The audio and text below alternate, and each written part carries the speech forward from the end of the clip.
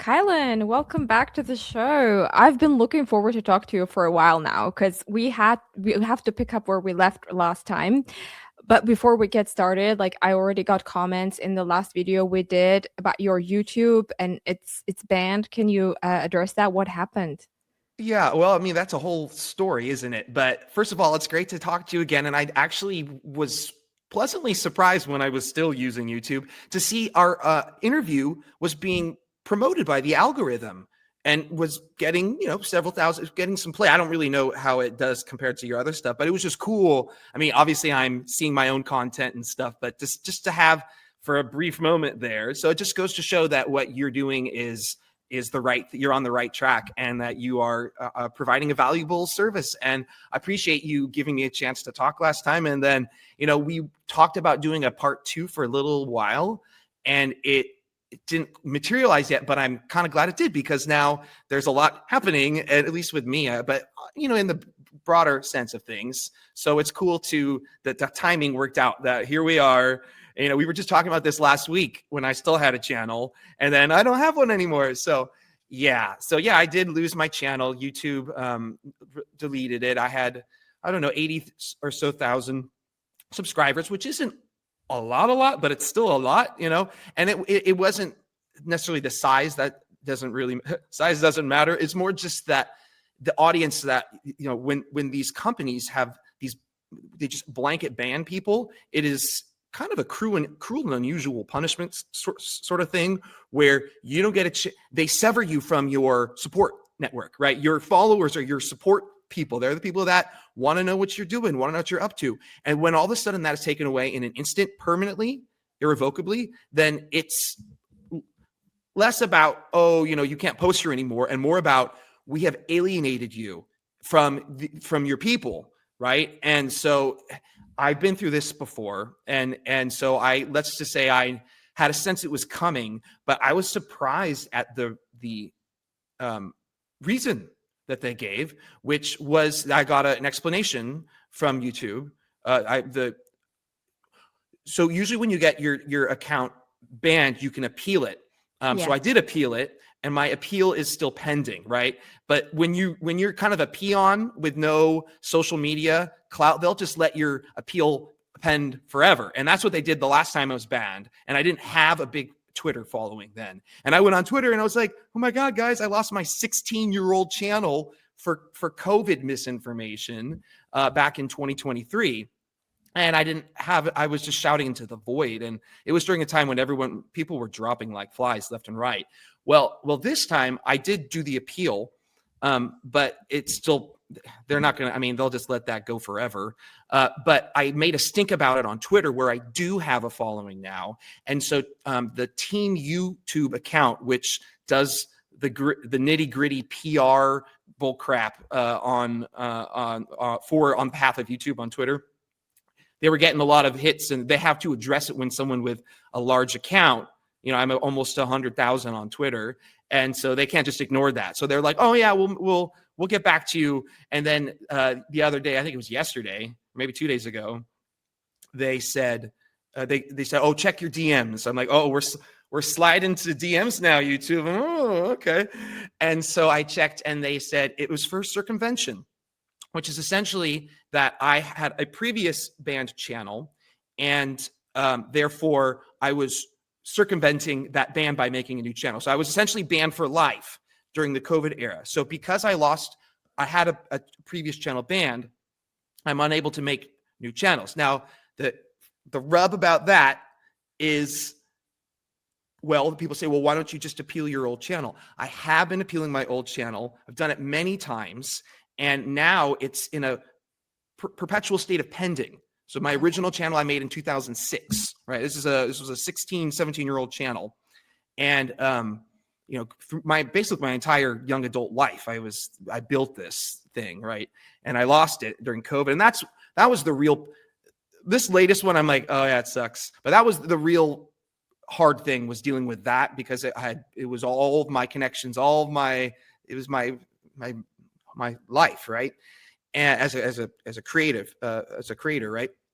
And so anyway, they said, oh yes, you're circumventing your last ban, but YouTube said that they were going to start undoing some of the COVID era stuff and restoring those channels. Maybe they did for a few people, but for me, they're still holding over my head. So essentially, I was just canceled in 2026 for COVID era rules that don't even exist anymore.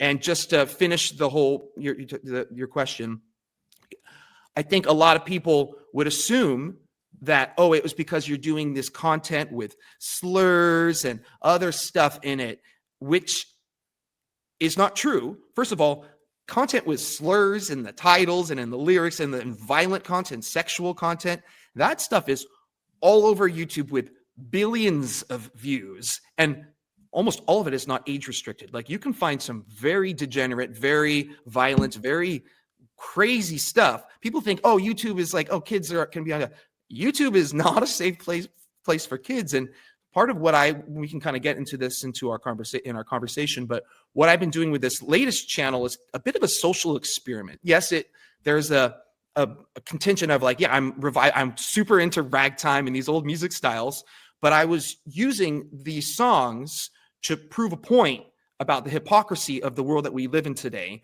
where stuff like this, which is actually mostly family friendly and wholesome, a lot of these songs, surprisingly so, but they are treated with such horror and disgust and disdain, and yet everyone turns a complete blind eye to what actually is popular and what kids are actually being exposed to today.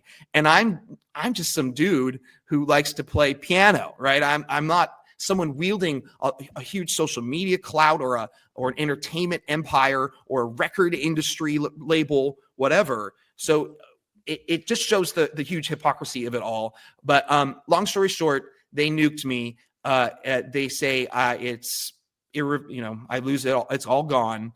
And a lot of people are just going to think that, oh, it's because you violated some terms of service with the content you were doing. And this will make the woke people who made it happen celebrate, and it will chill those who are more interested in freedom of expression and freedom of art and freedom of speech, because now they'll be afraid when they don't know the whole story. They'll be like, oh, I can't say this, I got to police my speech. That's what this is. It's a way to corral us. It's the way to make everything safe for the message that not safe for kids, but safe for the message that they want to control. So there's my sad story.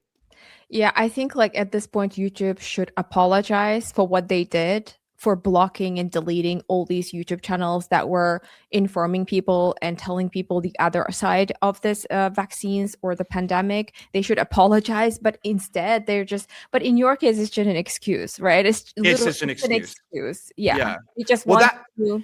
It shows that that's what COVID was. This is more proof that that's what COVID was all about.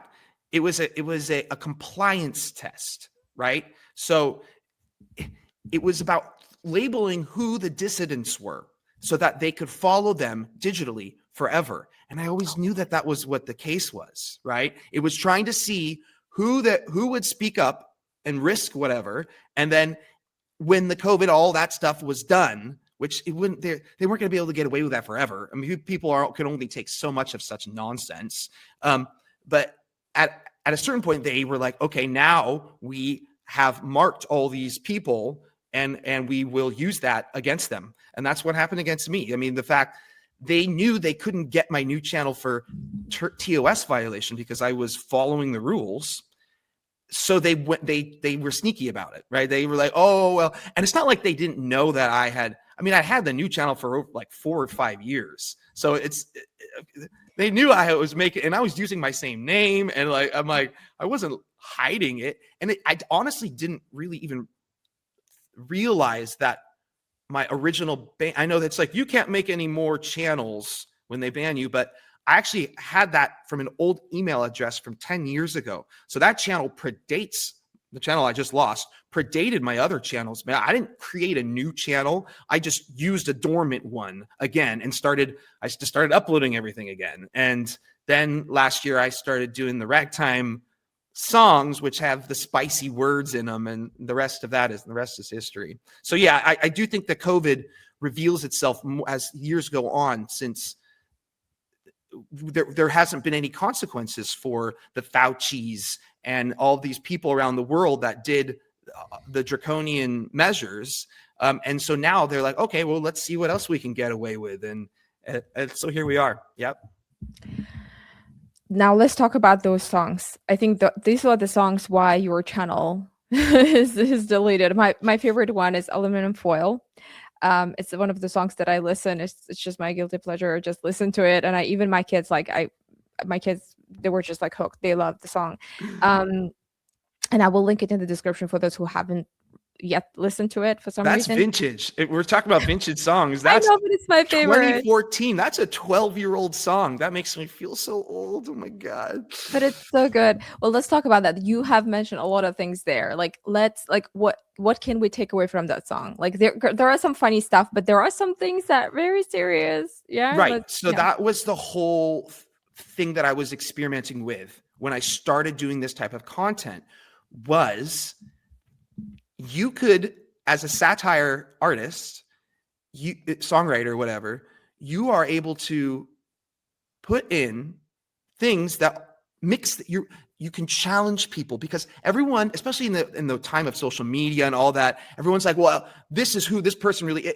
They say this, if they sing this, this is their belief system. The idea of playing a part or doing a comedy, that's why they go for comedy. They come for the comedians, because you're not supposed to be allowed to entertain ideas that you don't believe in. In other words, a well-rounded, intelligent individual should be able to handle experiencing or hearing a concept or idea without it making them fly into a rage, or right?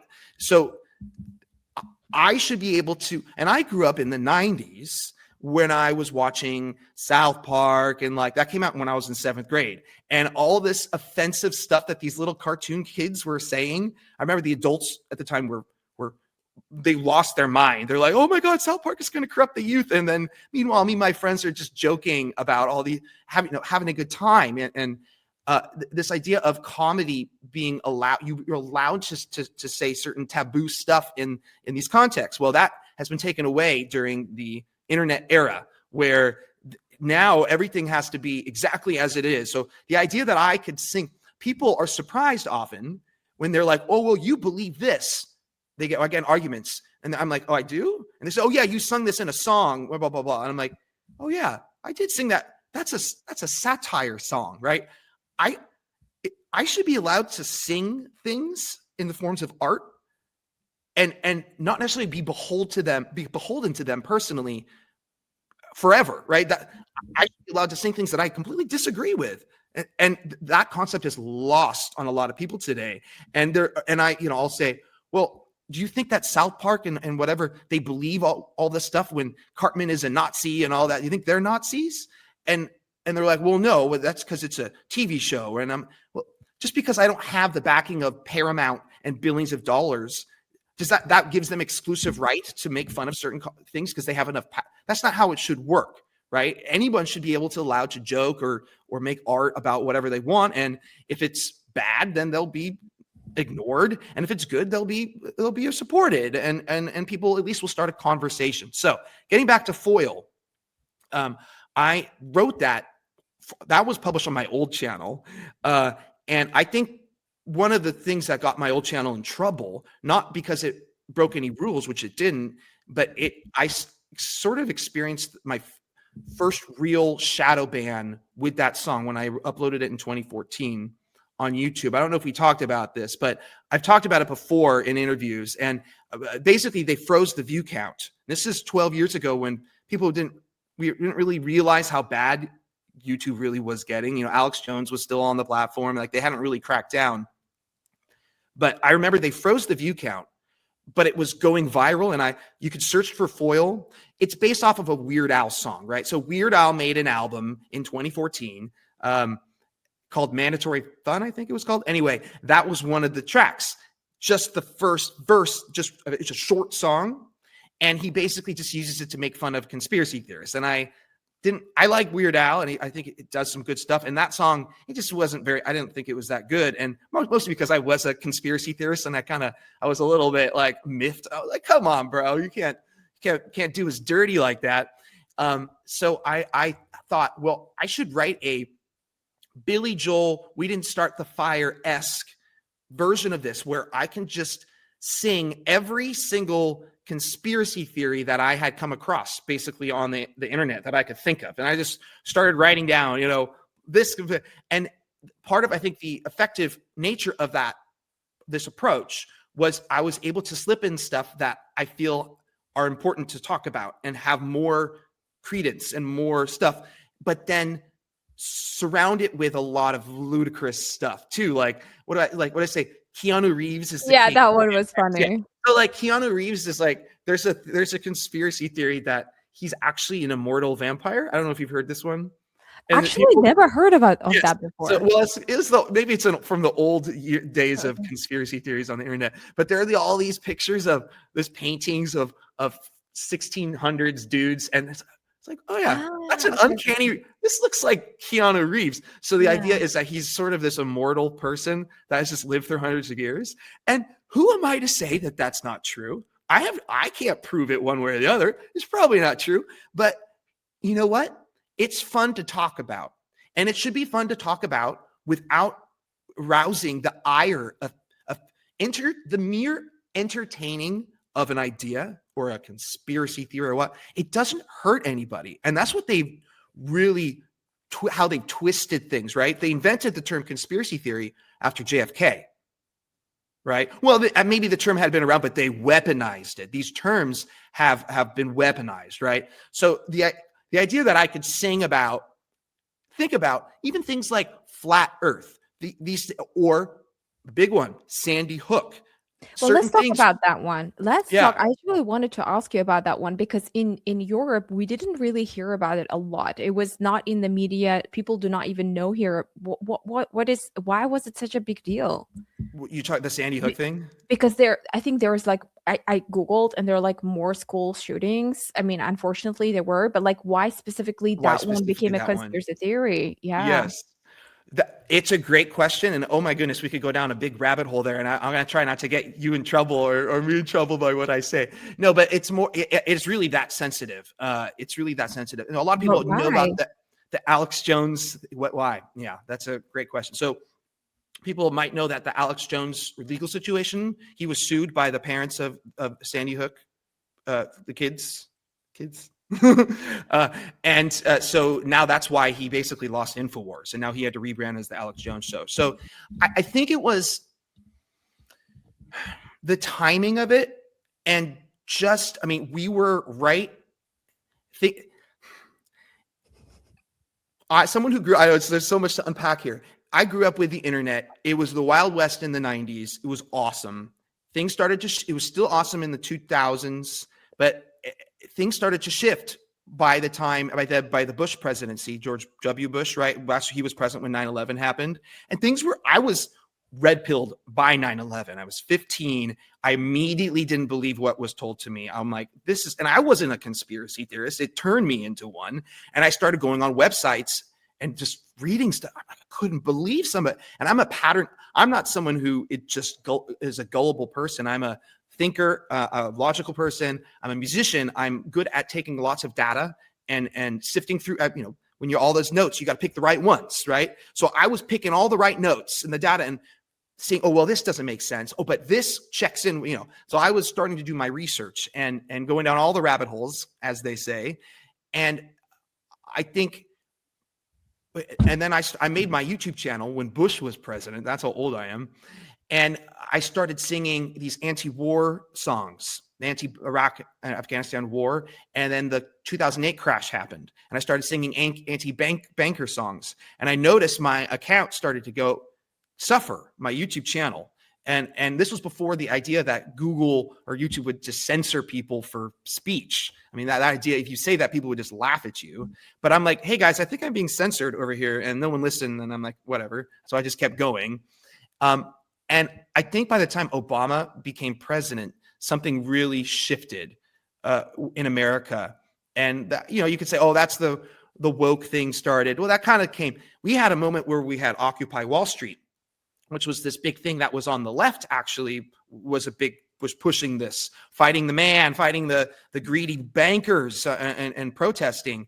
And then at that point, they were like, and they got together and they decided, well, we need to divide the left and the right because they're starting to join against us. So they created this new culture war meme around this notion of wokeness, right, during the Obama time. And then it became more about identity politics, what gender you are, LGBTQYZM. And that became at the forefront of things instead of fighting the man. And then they, started doing the racial stuff with, was it Trayvon Martin? And then, of course, that came to a fever pitch with the George Floyd stuff in 2020. And that's when they really turned all the dials up on the culture war to distract from them getting away with all their shady deals and nefariousness. But I think that turning point happened particularly around after the death of Occupy Wall Street and when Obama was elected for the second time, which was 2012. And that's when Sandy Hook happened. Now, there is this thing called the Smith-Mundt Modernization Act. I think I have the name right. It was essentially this rule that we had in America going back almost, I think, since the 50s or 60s, essentially that the government was not allowed to legally propagandize against its own citizens here in America. We had rules about that, right? Of course, they get away with it by using other agencies, CIA, NGOs, things like that, to propagandize on behalf of them. But specifically, the government was not allowed to do these things. Well, Obama revised these rules in 2012 of the Smith-Mundt Modernization Act. Essentially, it's kind of, I'm oversimplifying, but essentially that allowed them to do certain things that had been banned for a long time. And then from that moment on, we saw an explosion of, be careful with my words here, staged events, or at least manipulated events to achieve certain cultural divisions and other accomplishments, right? And so we got Sandy Hook right away at the end of 2012. We got the Boston bombing, which was the following year. And then a series of more of these shootings. And then we also the Las Vegas massacre, which is the biggest one ever. And that one is crazy. That one, I think, is in a category of its own because certainly a lot of people did die there compared to some of these other ones. I think that was something that we know that one is different because they don't talk about it anymore. It's been completely memory hold. And yet Sandy Hook, they're still going after people's throats. So Sandy Hook, I think, was one of those operations to, a lot of people say, oh, well, was it for gun control? Because let me just say, that is a big thing that y'all don't have in Europe. I feel like, and I think it was William Cooper. William Cooper was the pre-Alex Jones talk show guy who talked about all these conspiracies, and he was murdered by the feds on his own property 2 months after 9/11, I think in November of 2001. He predicted 9/11. He said they were going to use bin Laden as a patsy to and do a terror attack. And I think he might even mention New York too. Alex Jones gets a lot of credit for correctly calling out that basically the same thing a few months before it happened. But really, he was just copying Bill Cooper. Not to crap on Alex Jones, because Alex Jones was a big part of my own awakening too. And I have my own questions about him and his identity, and that's a whole separate thing. But William Cooper was a legit guy. And he said in, I believe, his book, Behold a Pale Horse, which I own the original copy of, printing of With the Protocols of the Elders of Zion, which is almost impossible to find these days. He said that the Second Amendment and this is in the early 90s, the Second Amendment of America, the right to bear arms, is the number one thing preventing the total takeover of the New World Order. I'm paraphrasing, and I'm not trying to say, oh, we're, Americans, we're saving the world because we're messing things up too. But that one simple idea from our founding fathers hundreds of years ago, if you think about it, they can't take over America militarily because we have too many guns. It's just the reality of it. So they're taking us over through other means, which is unfortunate, but that's what we have to fight a different battle that our founding. We're not in the trenches now. It's a digital thing and other whatever. So I think that notion is correct. Oh, he also predicted there would be school shootings that would be staged to take away our Second Amendment rights. So he was saying this in the 90s before Columbine. Columbine High School was the first big one that happened in the late 90s, school shootings. And there's a lot of questions about that. And they did a very similar thing in Port Arthur, Tasmania. Part of I went to Port Arthur, part of Australia, with the Port Arthur massacre, where they basically staged a shooting, and there's a lot of evidence about who was involved with that. Mossad, and they blamed it on some 80 IQ patsy, and it was. There's no way that he could have accomplished what he did. But the reason they were able to get away with a lot of these type of events back then, it was before smartphones. It's before live streaming, before social media. It was this last window of time that they could pull off something of that, which is kind of why we don't see stuff like that as much. We don't see, sure, there are still school shootings, but not on the scale and with the intrigue and the questions and the discrepancies on the level of Sandy Hook. Of course, unless you get to events like the Charlie Kirk thing, which is a whole separate conversation.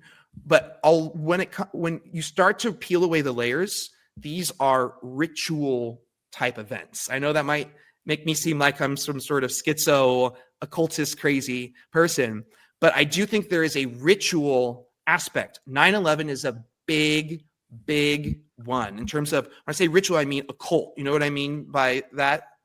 Yes, but Yes. also like what makes it ritual? Is it the death? Is it the No, it's the public perception of the event and how it affects people and makes them sad, angry, scared. So they imbue their rituals with symbols to amplify the effects of these. And there's lots of reasons, they control people this way easier when you're afraid. But there's something a little more dark and sinister about a lot of this, and it comes. And I come from a more rational viewpoint, but as I've gotten older and wiser, I do tend to ascribe a more supernatural element to some of this, or at least some of the energies behind this. I'm not saying, there's demons and lizards and skin suits, which there might be, but I think that there is some sort of energy. This battle's been going on for a long time. Let's just put it that way. Longer than maybe this version of human civilization. So I think with events like 9/11, or even with COVID, like they put the number 33 everywhere in the beginning of COVID. It was I keep 33 deaths, it. 33 cases, 33 hours, 33 million, 1 in 33 chance. And it was on all these. It's so weird. It is weird. It's weird. When I heard about it for the first time, I think Jason Goodman told me about it in an interview. He said that Washington D.C. helicopter crash, it was about to land on like a landing strip 33, and then the killing of this AI software engineer. I forgot. How could I have forgotten his name? But apparently, somebody said, "Oh, he was at 233 or something like that." Yeah, and then we have Charlie Kirk's situation where manhunt was 33 hours, and I'm like, "There's no way statistically there should be so many 33s everywhere." Right? It's a method of communication. It is on one thing. So it's how they speak to each other. Okay, this is an op. Right? This is whatever. This is a stage. This is a ritual, right? But it's also to distract people like me who are seeing the patterns everywhere, and also to make us seem crazy to normies who are like, "Come on, it's just a number." So there's a lot of things that are going on here. But no, there is 33, of course, is a Freemasonic number, and it connects with these secret societies, and then the 322 is the skull and bones one. So a lot of this goes back to this occult element People like the notorious occultist Aleister Crowley, who was active in the early 1900s and early 20th century, and who influenced a lot of politicians and celebrities. He was a pop culture person, kind of like that woman Maria Abramovich, who's this sort of witch lady that they're like, why does this creepy person have showing up at all these elite parties and hanging out with pop stars like Lady Gaga? Well, that was Crowley back in the day. And there's one of my favorite conspiracy people get so mad at conspiracy theorists. They're like, how could you talk about this? I'm like, it's fun. Life is kind of lame, and it's fun sometimes to consider ridiculous things. So anyway, Crowley, one of my favorite conspiracy theories is he would have these occult sex rituals, essentially orgies, but they were trying to summon demons. He was friends with Jack Parsons, and Jack Parsons started the JPL, which is the Jet Propulsion Laboratory. He was one of NASA's most smartest and best guys. Of course, he later went on to work for the Mossad. That's interesting. And then later blew himself up in a lab explosion. That's interesting, right? So he would have Jack Parsons doing these like masturbation rituals, and they were friends with the L. Ron Hubbard, the Scientology guy, right? So they were doing these weird occult sex rituals. That's a whole nother connection, but it's connected with this like Sirius cult. There's a cult that worships the star Sirius, and they do these sex rituals to evoke I don't know. It's all just, you talk about this stuff and they're like, that sounds like some dumb movie. And I'm like, look, I'm kind of not the crazy one when I'm just talking about this stuff that they do and that they believe in. And they call us crazy for pointing at these insane freaks that run the world, right? It's like, okay, whatever. What a double standard. But the Crowley thing that I was getting excited about, he had a sex ritual with, I think it's Laura, but I can't remember her first name. It was the mother of Barbara Bush. I can't remember her maiden name, but it was Barbara Bush's mother. And Barbara Bush was born in the window right after that she allegedly had the sex ritual with Crowley. And so the rumor is that Crowley is actually Barbara Bush's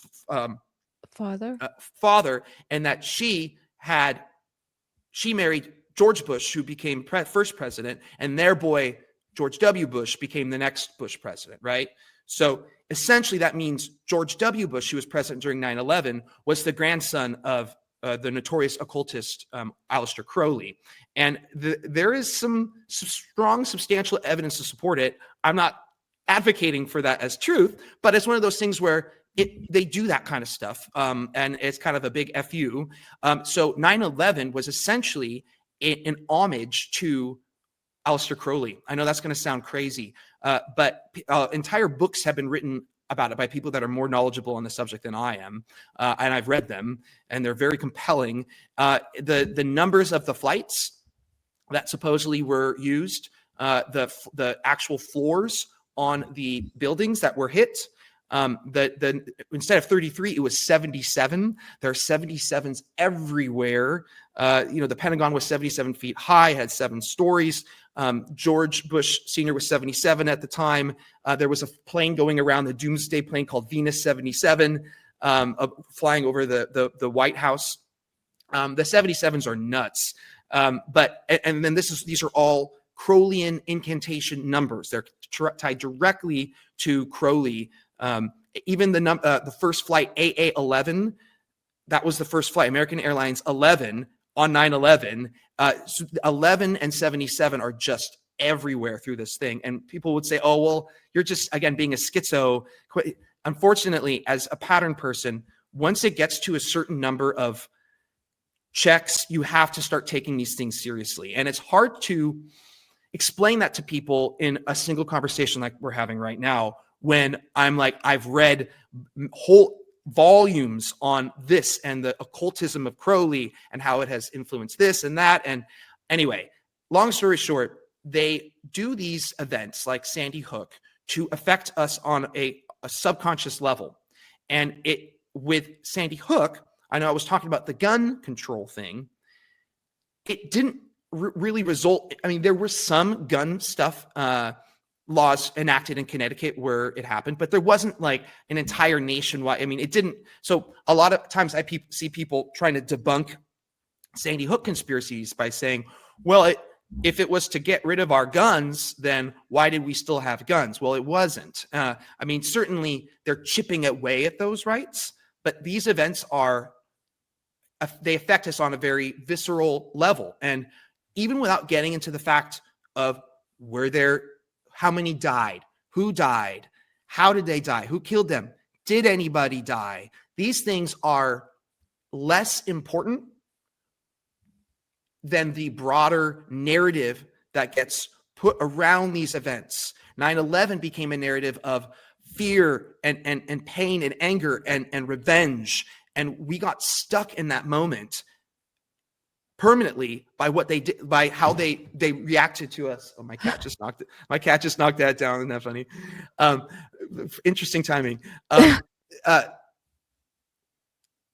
We get stuck in that state, and it makes it very hard to reassess our previous notions about events if we have such a strong emotional trauma associated with them. So with 9/11, it allowed them to get away with 2 illegal wars for 10 years and millions of people dead because we were stuck in this state of trauma.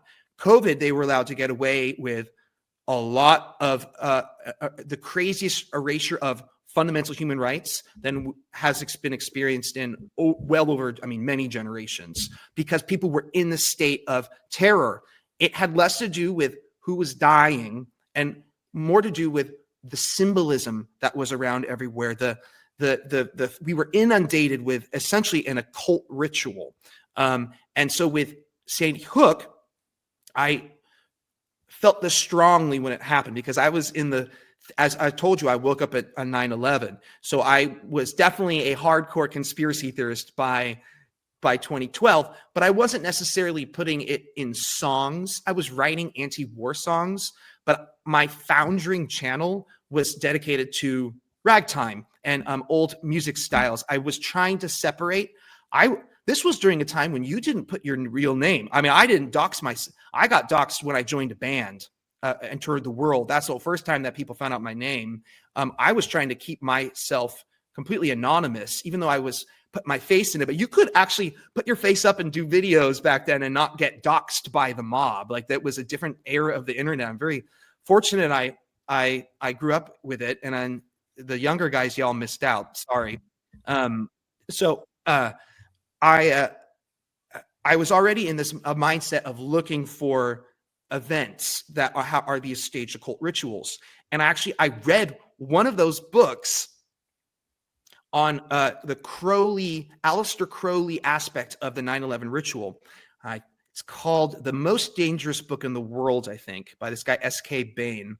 I read that in early 2012, and his whole deal was, this wasn't a staged event, 9/11, but that they were going to continue to do these school shootings that were going to be staged, kind of like what William Cooper had said 20 years earlier in the early 90s.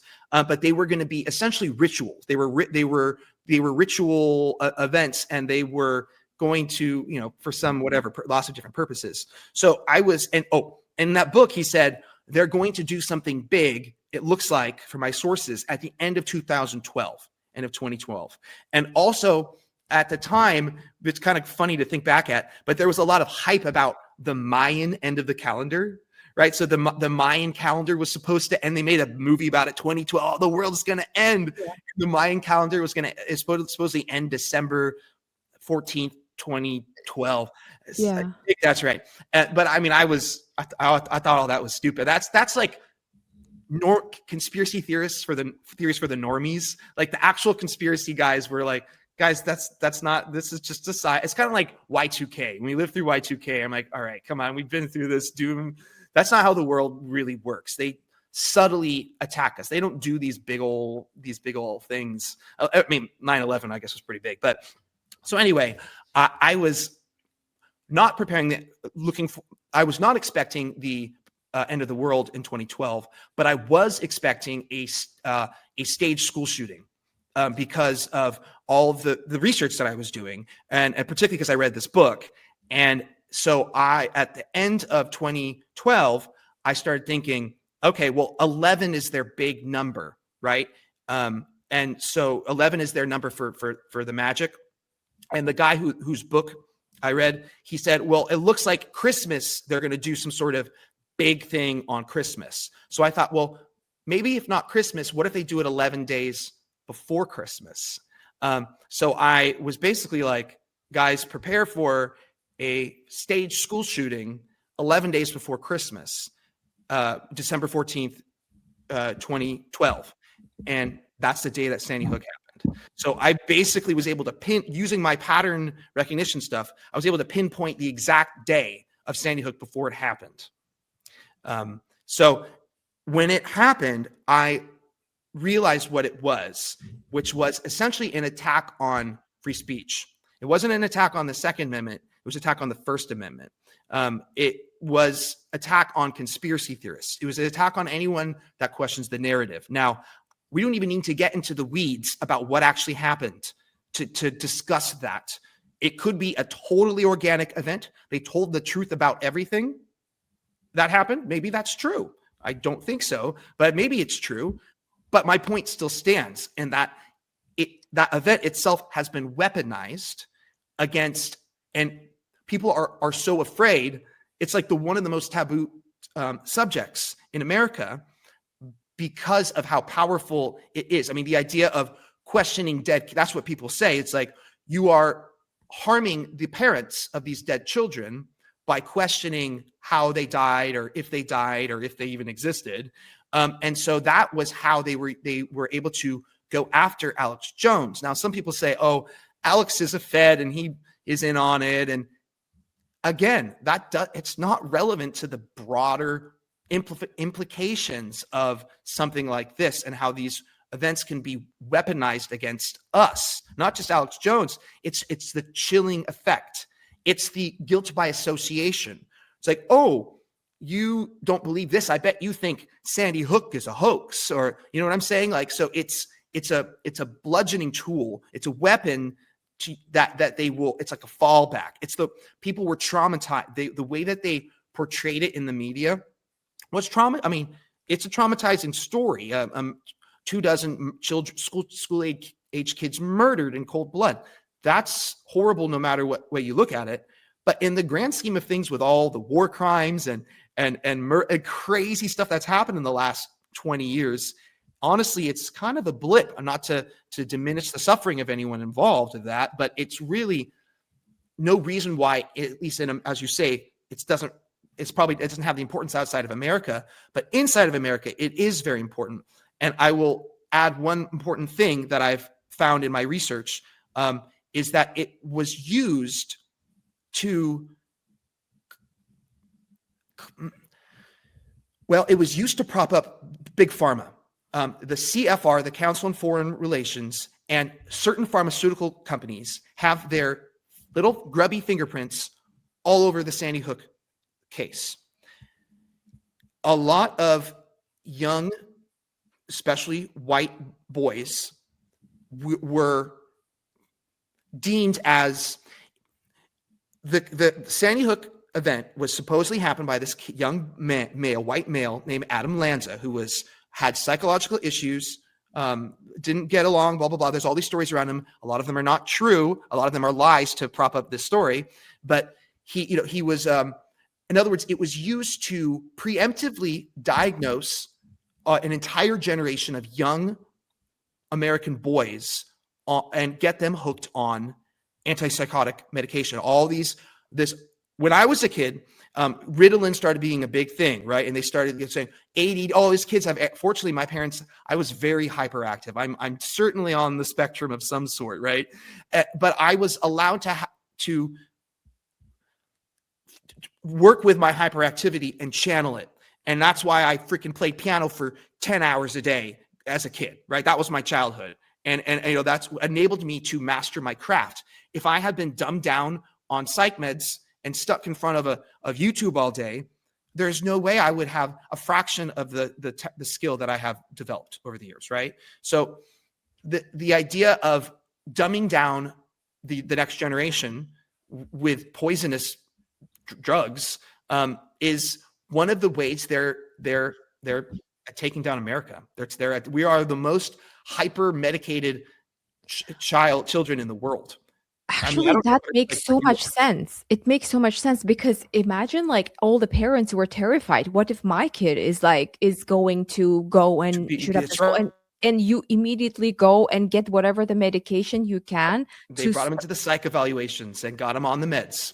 And that happened in a big way post Sandy Hook, where any socially awkward kid could be the next Adam Lanza. And you didn't see it right away, but over the years, it started to click. And entire documentaries, of course, they're all censored on YouTube and everywhere, have been made about this angle, the pharmaceutical angle. What drugs was Adam Lanza taking? What drugs are a lot of these shooters taking? Even with the whole trans thing that's been happening, where there's violence coming from, and again, not to open up any can of worms there, but it appears that a lot of these drugs that we're taking they're not properly tested, especially in combination with other things. And vaccines are another example of that, right? Where this is good. Oh, now you can just give a kid 18 vaccines at a time and it's not going to be an issue. I'm like, well, have you actually tested all of these together? And they're like, no, but you just got to accept it. And that's not how it should be. So yeah, I think that events like Sandy Hook are occult rituals meant to harvest our loosh, which is a funny word for our pain and our psychological energies. But they are also to slowly erode our rights and to chill free speech and dissidents. And they use people like Alex Jones as scapegoats to set an example and to make it so that everyone is afraid. So like on Twitter, I go pretty hard on Sandy Hook. And it's not really because I'm invested in it and I was there and I lived through it, the whole experience, right? But it's more about what it has become was why I'm putting such an emphasis on it. Same with my going hard on these ragtime songs with the spicy slurs in their titles, right? I'm going hard on the things that I see as being portrayed as the most taboo in society. It makes me think, well, there must be something there. I mean, it's why I started to investigate Israel and Mossad. I had no issue with Israel when I became a conspiracy theorist. I was like, it wasn't even on my radar. And then I starting to talk about certain conspiracies online, and mostly people would just ignore them. But every once in a while, I would say something. Well, this is interesting about the polio vaccine, and it looks like it was contaminated with monkey parts that's given a lot of people cancer. And I would say something like that, and that's provably true. And you would get insane reaction to that. I would get troll. I mean, this is in the early days of the internet too. Before that idea of trolls and shills and that stuff was even, there were trolls, but the idea of a paid shill was still kind of foreign. I didn't really believe that was a thing. And so I noticed which topics I should probably pay attention to by the ones that gave the most pushback. And I will just do an innocent post about Israel or whatever. And all of a sudden I'd be like, you're anti-Semitic. And I'm like, wait, what? I'm talking about this country over there. And so, yes, you get the most flack when you're over target. And I think questioning things like I could go on Twitter and say, I don't believe the official story about the Vegas massacre. So there was the Las Vegas shooting where way more people than Sandy Hook. It was like 50, 60 officially dead. It was the worst massacre in history, but no one talks about it anymore because it was clearly, it was such a cover up, and it was not a staged event like the other ones. I think it was another thing that went wrong. And so there's no real social taboo about questioning that, which is strange. But if I do it about Sandy Hook, of course, they'll say, it's because there's kids involved. I'm like, whatever. Sure, fine. There's an emotional extra element there, but there's no reason why Alex Jones should lose InfoWars, his company of 20 years, for an event that happened 12 years ago, when he honestly, he had some guests on. He didn't go hard on Sandy Hook. He really didn't. Like, he could have. He had some people on, like Wolfgang Halberg and Jim Fetzer, that were questioning a lot about it. And so he gave them a platform, but it wasn't really Alex Jones that was going on this Sandy Hook crusade like they're trying to portray. So yeah, they used they used him as an example, and they took his company from him, and that is what it is. So yeah, I think these events, they're done for a lot of reasons. We're being propagandized.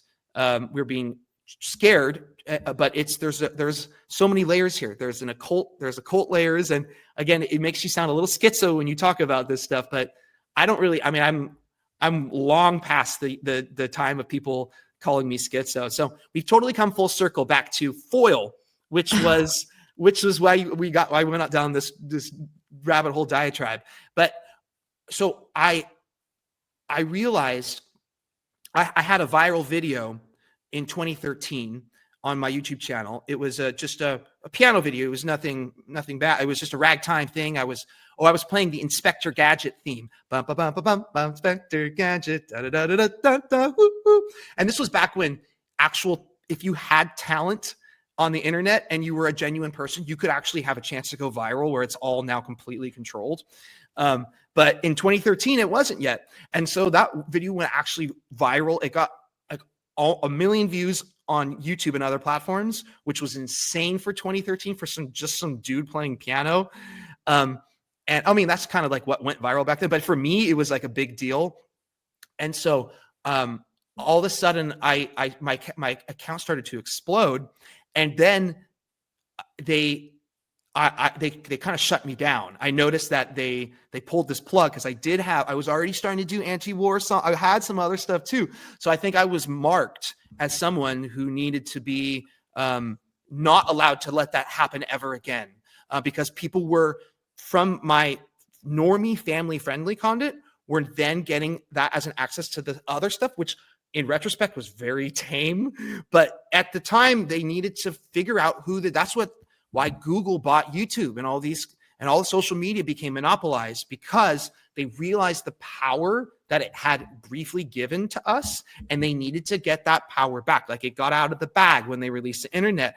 And I was able to grow up in this world where things weren't so filled. I mean, sure, you can still find information out there, but it's so hard to sift through all the slop that it's impossible. So in 2013, by 2014, I realized that my channel had been cut off. So I decided to go hard. And then foil was that. I was like, you know what? I'm just going to sing about all the stuff that I have found, and I'm going to put in, like I mentioned Sandy Hook.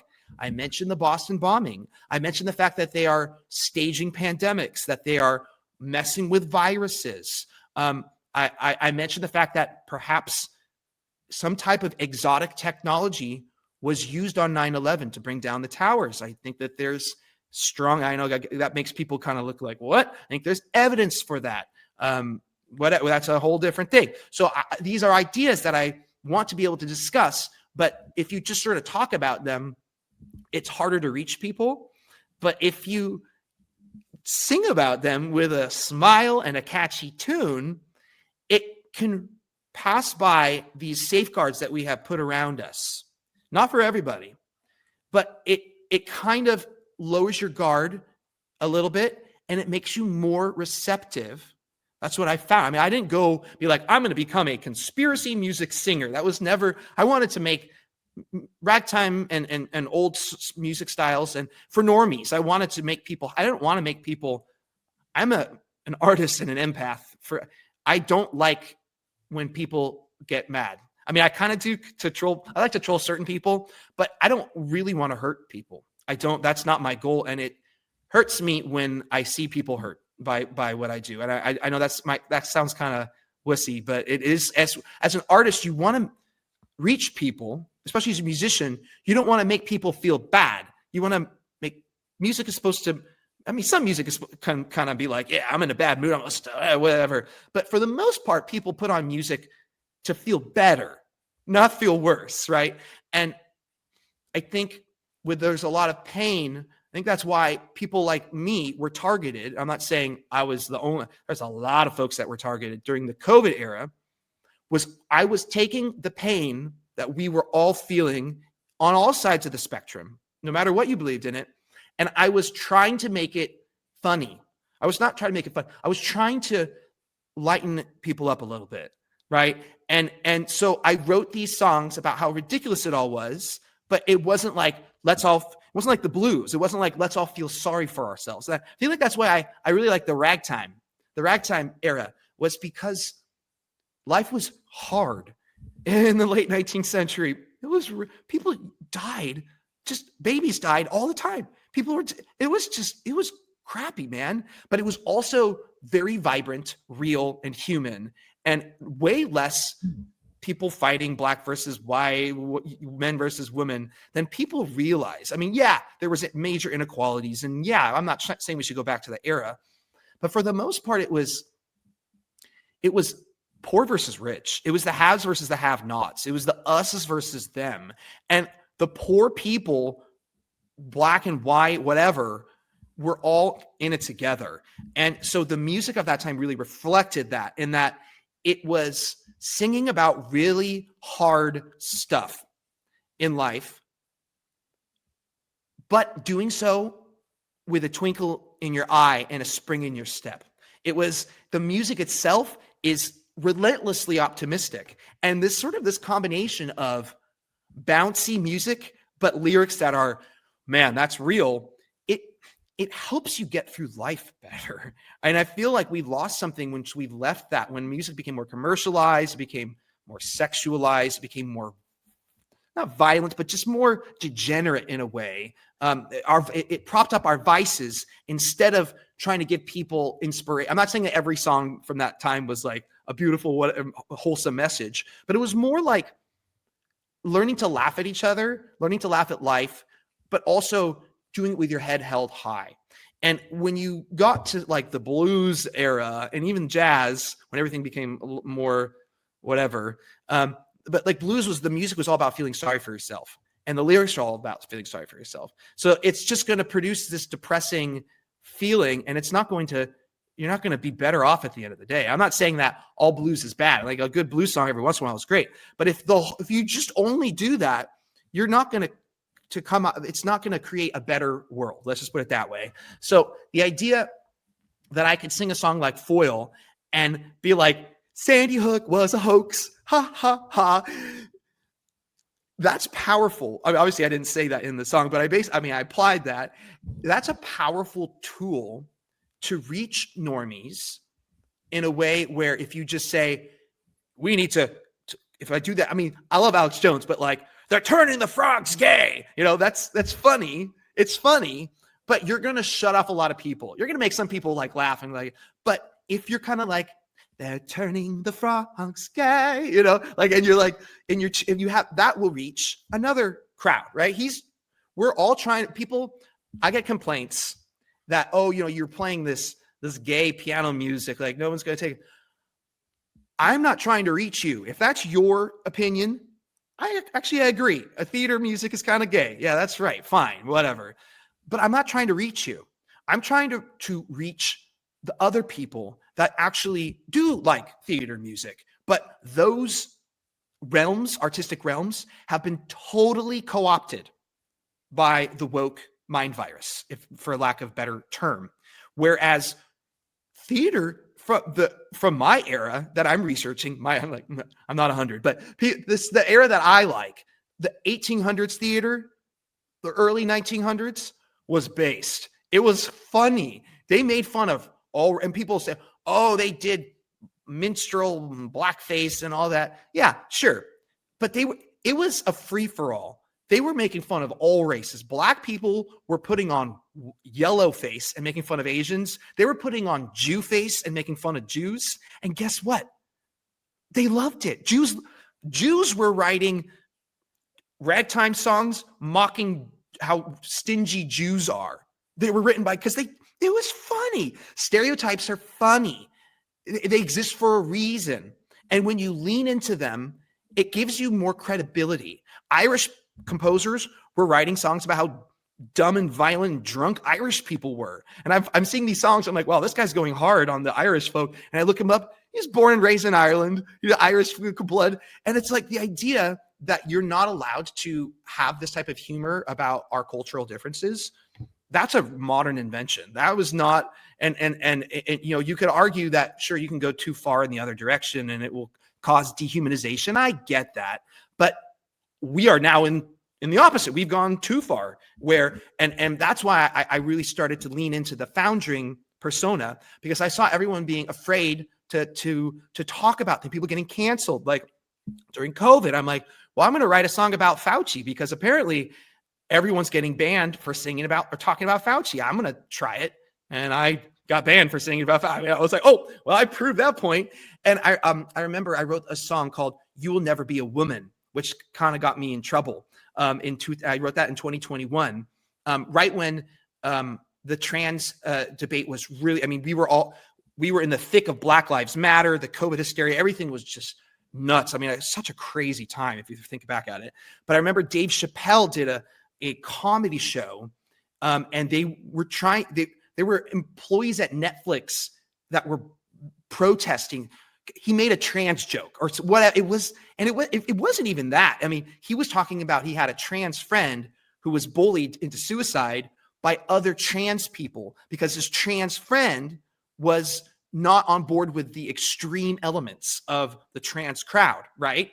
And I was like, well, this is crazy because I don't have anything against trans people. And for the most part, I think that most trans people are not militant in this way. I feel like this must be a vocal minority.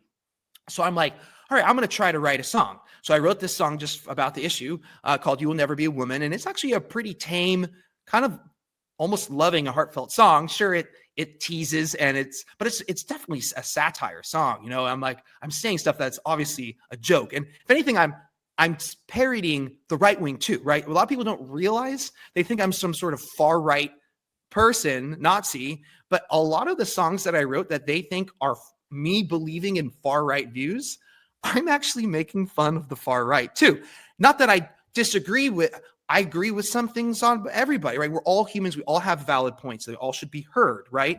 But the idea that I automatically have to be a certain way because I sung a song, why don't you hold that same stand? Is it because I'm not famous? Why are rappers allowed to sing about murders and all this stuff? And they're like, oh no, that's just them being art. That's just art. And even if you go back to the 60s and 70s and the stuff they were singing in those songs, and they were getting away with singing a lot of crazy stuff. And they're like, oh no, you must separate the art from the artist.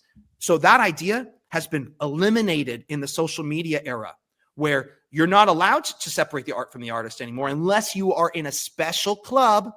I'm not in that club. I don't have the clout. I'm not famous. So therefore, that I don't have the benefit of being an artist, which is just dumb. Anybody can be an artist. So when I published that song, it almost cost me a job, which was funny because I didn't really have a big YouTube channel at the time. But that's one of the first time I got seriously doxxed. And then the person threatened my employer and all. It was kind of this crazy thing. It didn't matter anyway, because I got fired for not getting the vaccine a few months later. But my point is, in the YouTube comments of that video on my old channel, I was noticing a lot of trans people saying they loved the song. They loved the song. And they're like, guys, he's being satirical. And also, he's right. You know, like, I will never be a woman. I'm a trans woman. That's who I am. And I'm okay with that. I'm okay. I don't want to force other people to comply with whatever, my pronouns or whatever. And I'm like, hell yeah. This is what I mean, that this song was bringing people. I was seeing people in the comments, instead of hate and violence and yada, yada, yada. And sure, there were some trolls being like, yeah, trans, 41%, haha. But for the most part, it was like human. People were getting together and laughing together. And honestly, that's what these old songs do too. So when I started, I noticed the same thing with my recent social experiment on YouTube. When I'm recording these ragtime songs that have slurs in the titles and in the lyrics, and that would be considered, career ending. And spoiler, they have been career ending for me.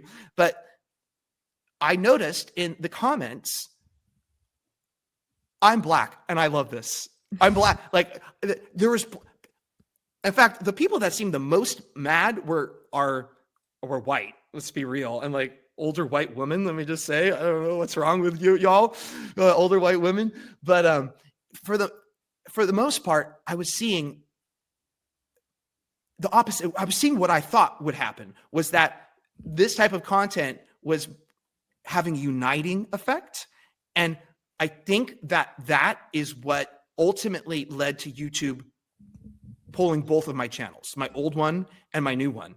I think the old one was banned for the COVID stuff. They never, my song Speed of Science was banned for years for medical misinformation. I think that's probably the one where I make fun of Fauci and I sing about, basically say the vaccine doesn't work. That's the worst.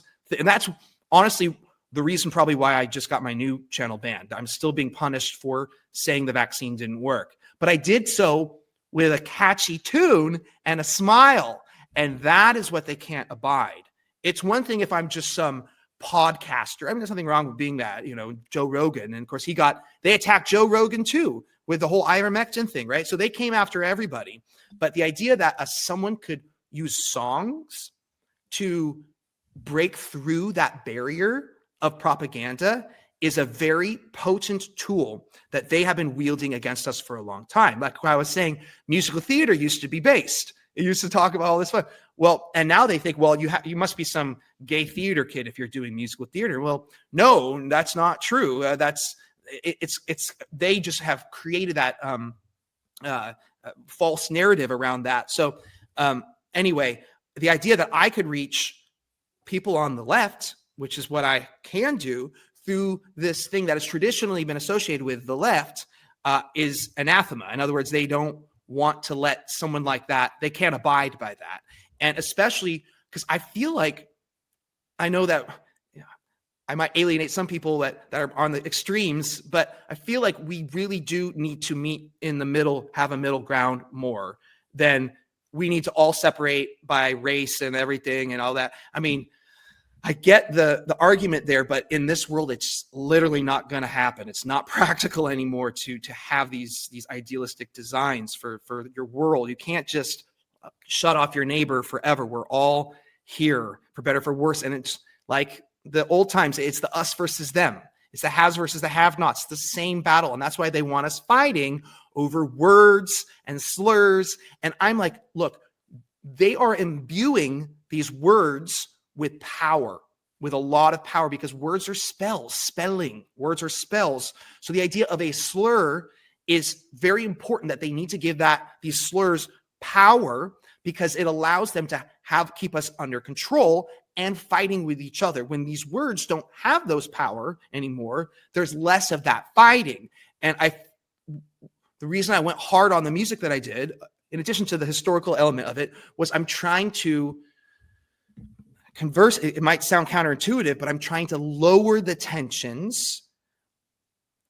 I know it sounds crazy. People are like, well, you're bringing back Jim Crow by singing these songs. I'm like, look, during that era, things were rough, but there weren't people just murdering each other in the streets over words. It was just not happening. We had our differences and our problems, but this bloody just antagonist, it's gotten so bad. And I think this is by design. So, long story short, music is a powerful tool.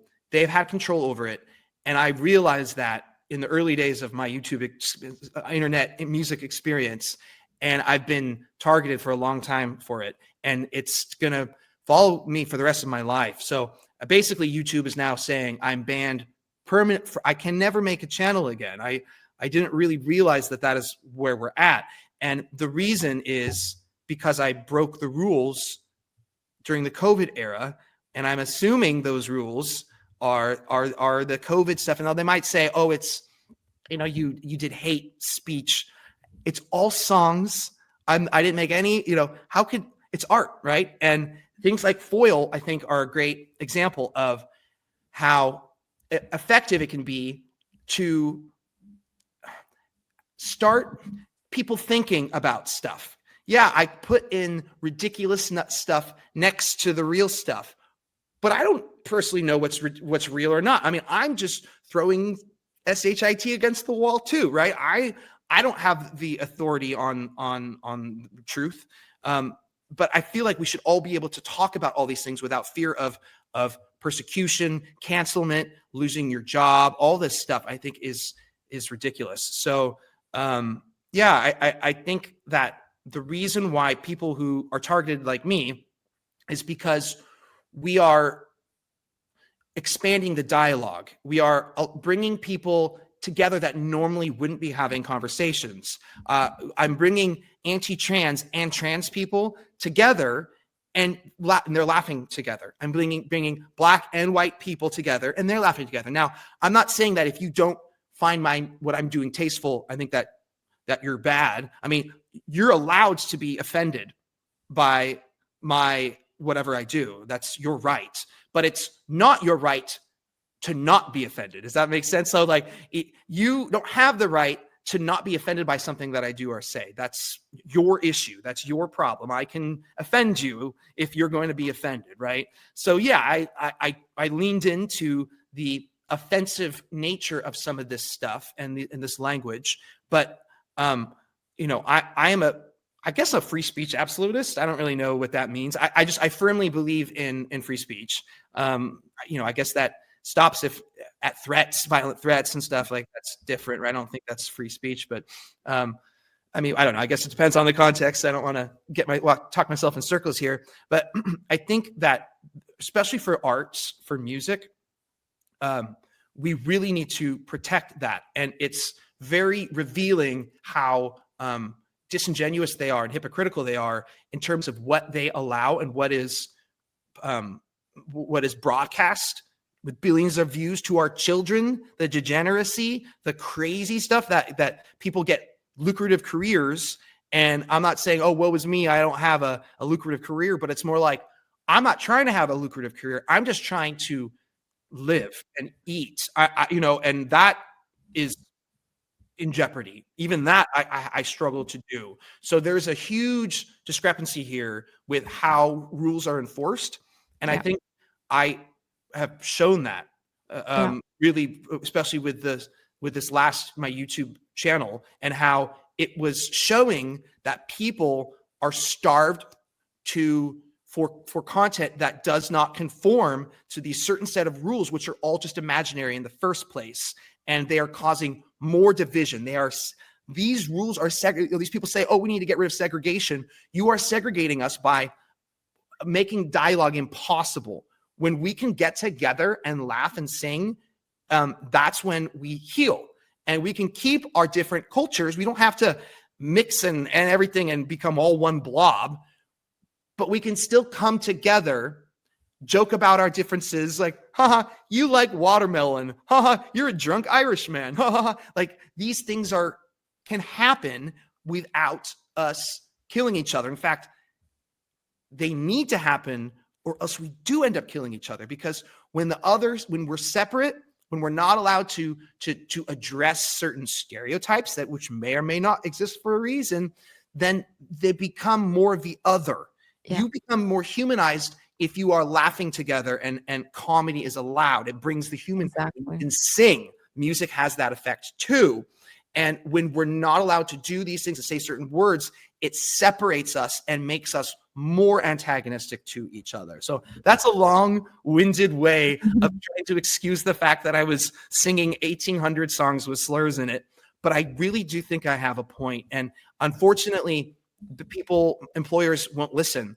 So I have lost 2 jobs, 2 regular gigs in the last week because my videos went viral before. That's why the YouTube channel was banned because they were really starting to go viral. I mean, I had one that got 2 million views a few months ago, but I had another one that had rocketed to almost 1 million in a few days, and it had the N-word in the title, and that is not something that can be explained to an employer. Like, oh, so a guy, long story short, I don't even want to give him attention, but there was a YouTuber with a big channel of almost 1 million subscribers.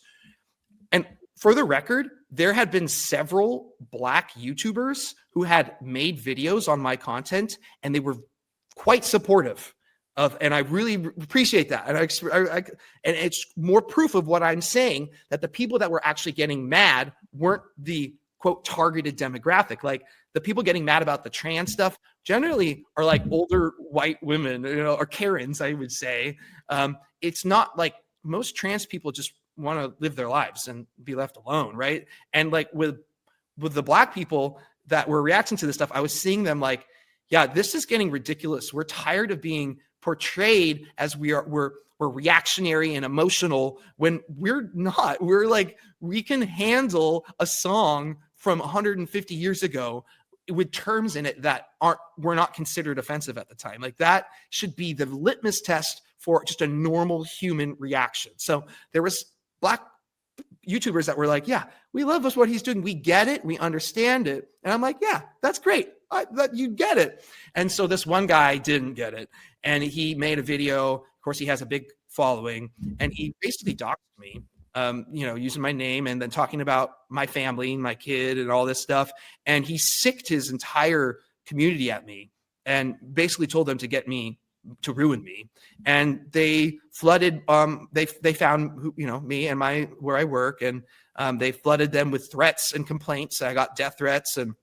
And so I was basically fired like abruptly by 2 different employers for regular jobs that I had going back, well, been working for one of the places for like 25 years off and on. And they just, boom, you're gone. Don't even come back ever. They didn't even didn't give me a chance to explain myself. And again, I'm not being like, I understood the risks involved, but I just assumed I was floating along just fine, putting this stuff up for a few years now, and it was fine. It's just when you go viral in the wrong way and you don't have the support network, of people being like, no, it's okay.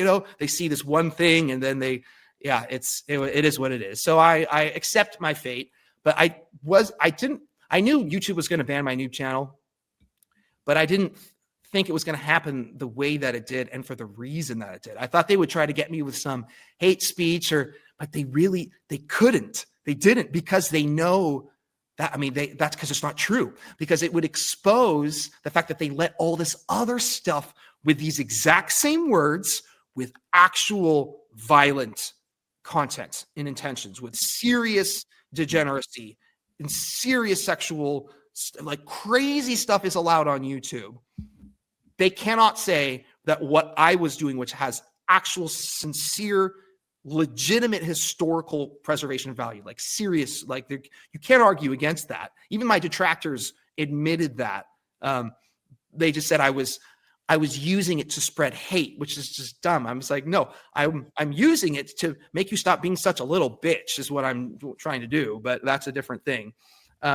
So I think I sort of lost my train of thought there. No, that's fine. You have also written a song dedicated to Charlie Kirk, and when I heard it, I think like many others, when you sang, "Hey Charlie, can you hear me? Can you hear this song?" It's just tears.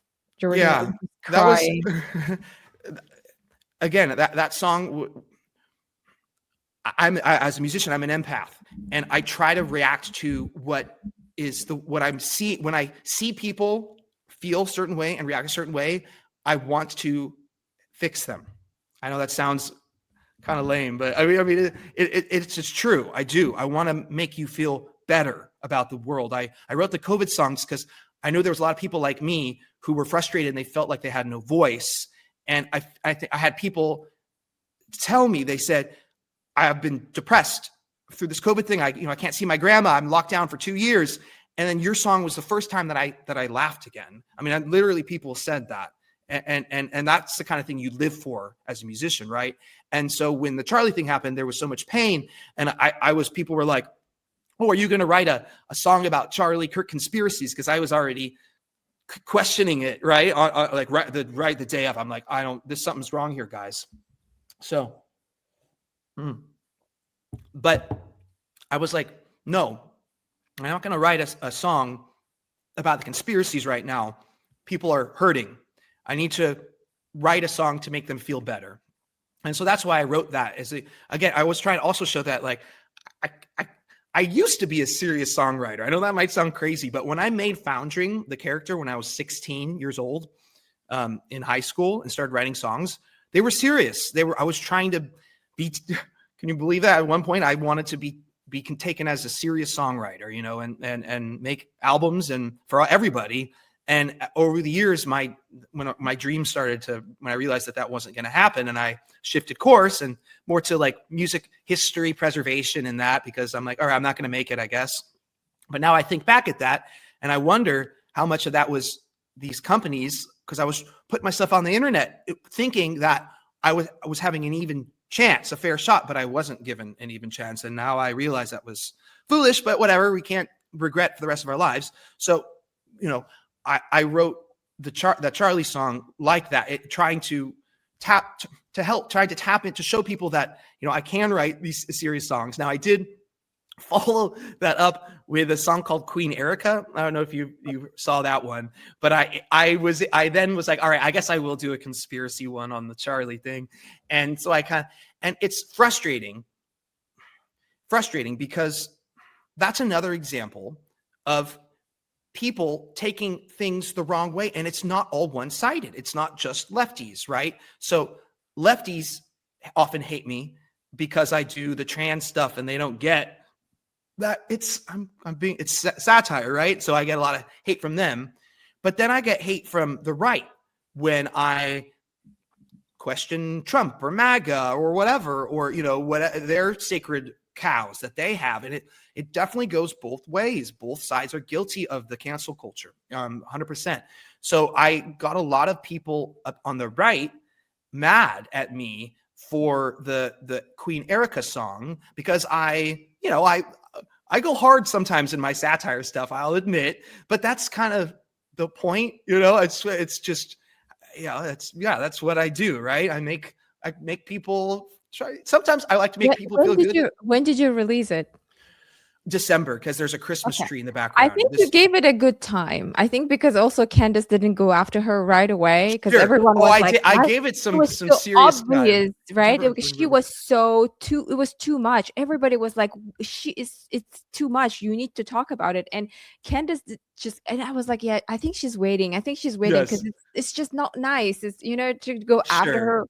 But although it was so obvious, so that's why I think December was good. I think 3 months was fine. But my point was, when my YouTube channel got banned just a few days ago, I saw a bunch of posts from right-leaning people celebrating, and they were citing the fact that I had written that song.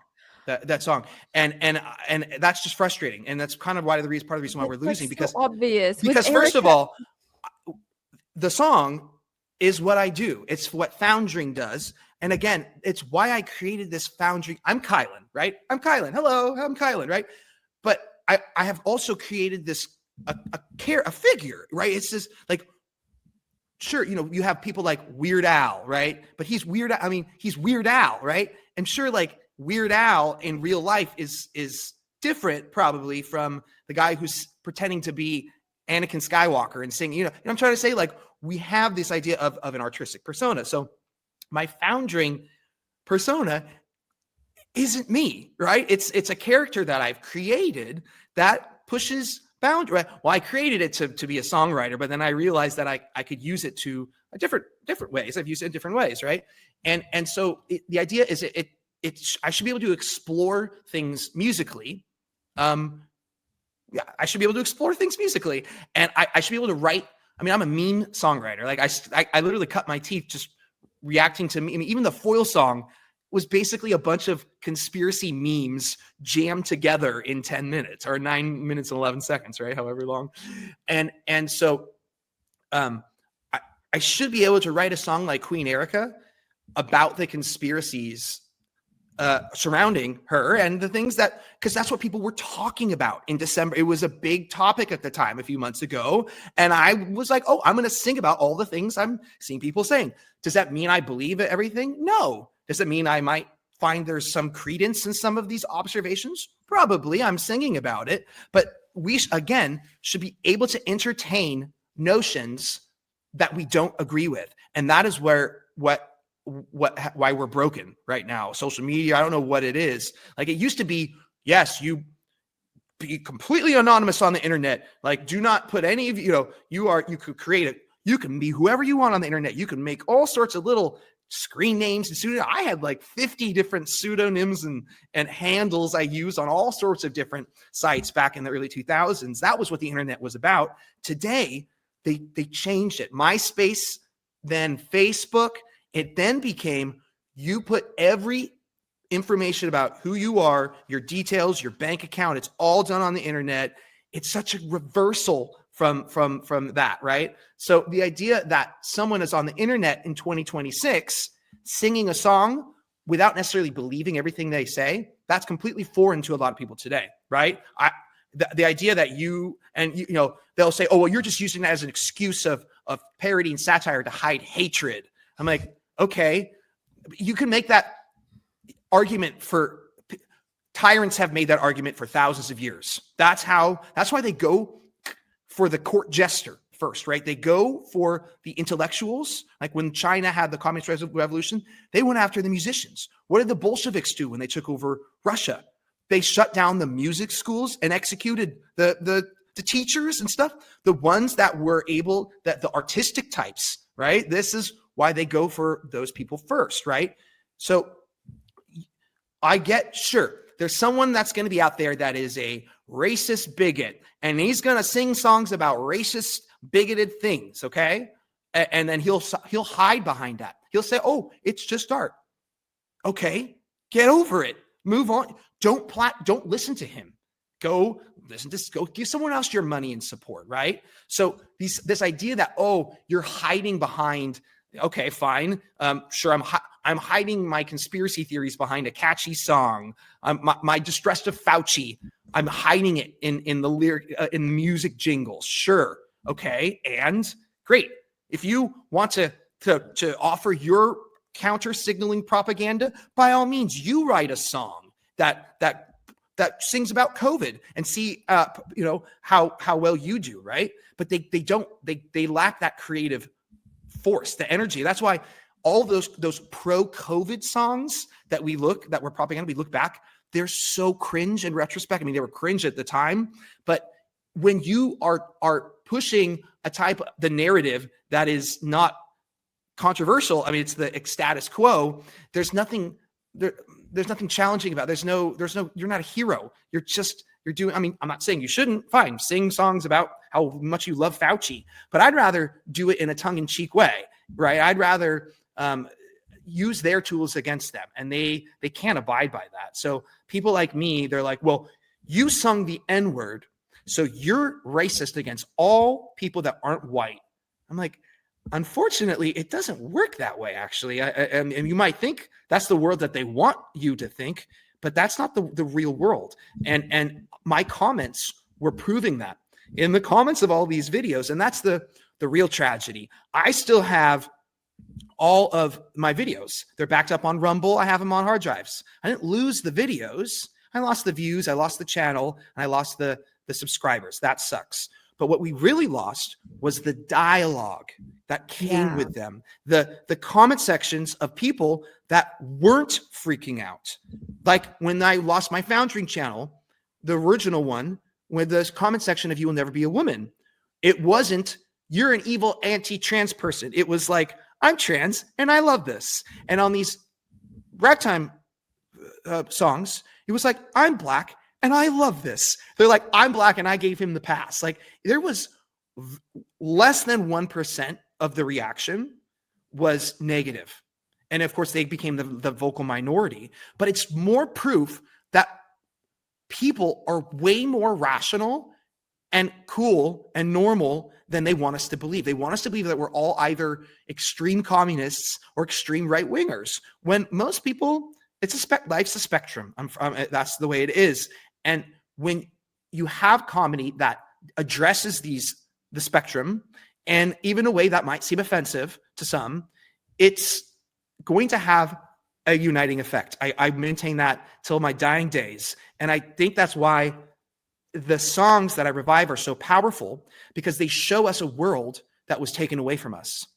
And yes, it was one-sided, and we need to fix some of that. But the idea then that we need to go so hard in the other direction and say, you can't ever say this word, you can't ever joke about this sort of thing, right? That is playing right into the hands of the tyrant. Wait, like, do we need to refresh? Like, why? I can't. You're frozen. Is it me or?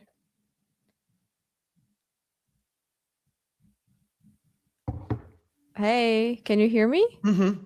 Okay. Are they coming for us? It's the Illuminati. It's I don't know. the frogs that are gay. I'm not sure. Yeah, yeah, but I think we're back. Yeah. But like, okay. So let me ask you about anyway. I just got distracted, but it's fine. I wanted to ask you what are you going to what are you gonna do now? Like, are you on Spotify? Like, are you gonna upload them onto X? Like, I'm not sure about Rumble. I don't really like Rumble. Is there like any other solution, do you think? I don't. Yeah, it's tough right now, isn't it? I have everything uploaded on X, but X is not a proper video. I complain a lot. I'm like, oh, I'm not getting views on X on the videos. But I get it, because people aren't going to X for videos. I know that Elon tried to be like, oh, it's the everything app now, but people aren't going to X for long form videos, and there's nothing that I can do about that. So I just have to suck that one up. But yeah, so I have 3 sites that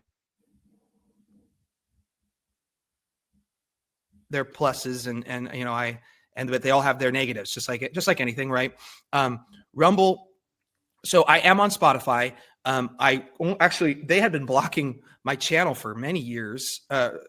Not blocking, but they weren't giving me access to it again, because I made it in 2014 or 15, and just put only one album on it, and then I forgot about it because no one was listening, and then I lost access to it. And then so for the past couple of years, I've been emailing them, and they say, "Oh, we don't have proof it's you," and I've been emailing proof and everything, and they were ignoring it. And so I kind of just gave up on it. And then in January, so I think the last time we talked was 2025, right? It was pre-January. It was last year, I think. Yeah. Because it was before I started going viral with these ragtime videos, right? Because I would have talked about that. I was talking about doing my project, but I wasn't getting any attention. I mean, I was getting 200 views on these songs at most on YouTube, right? I had 1,000 or 2,000 subs on YouTube, right?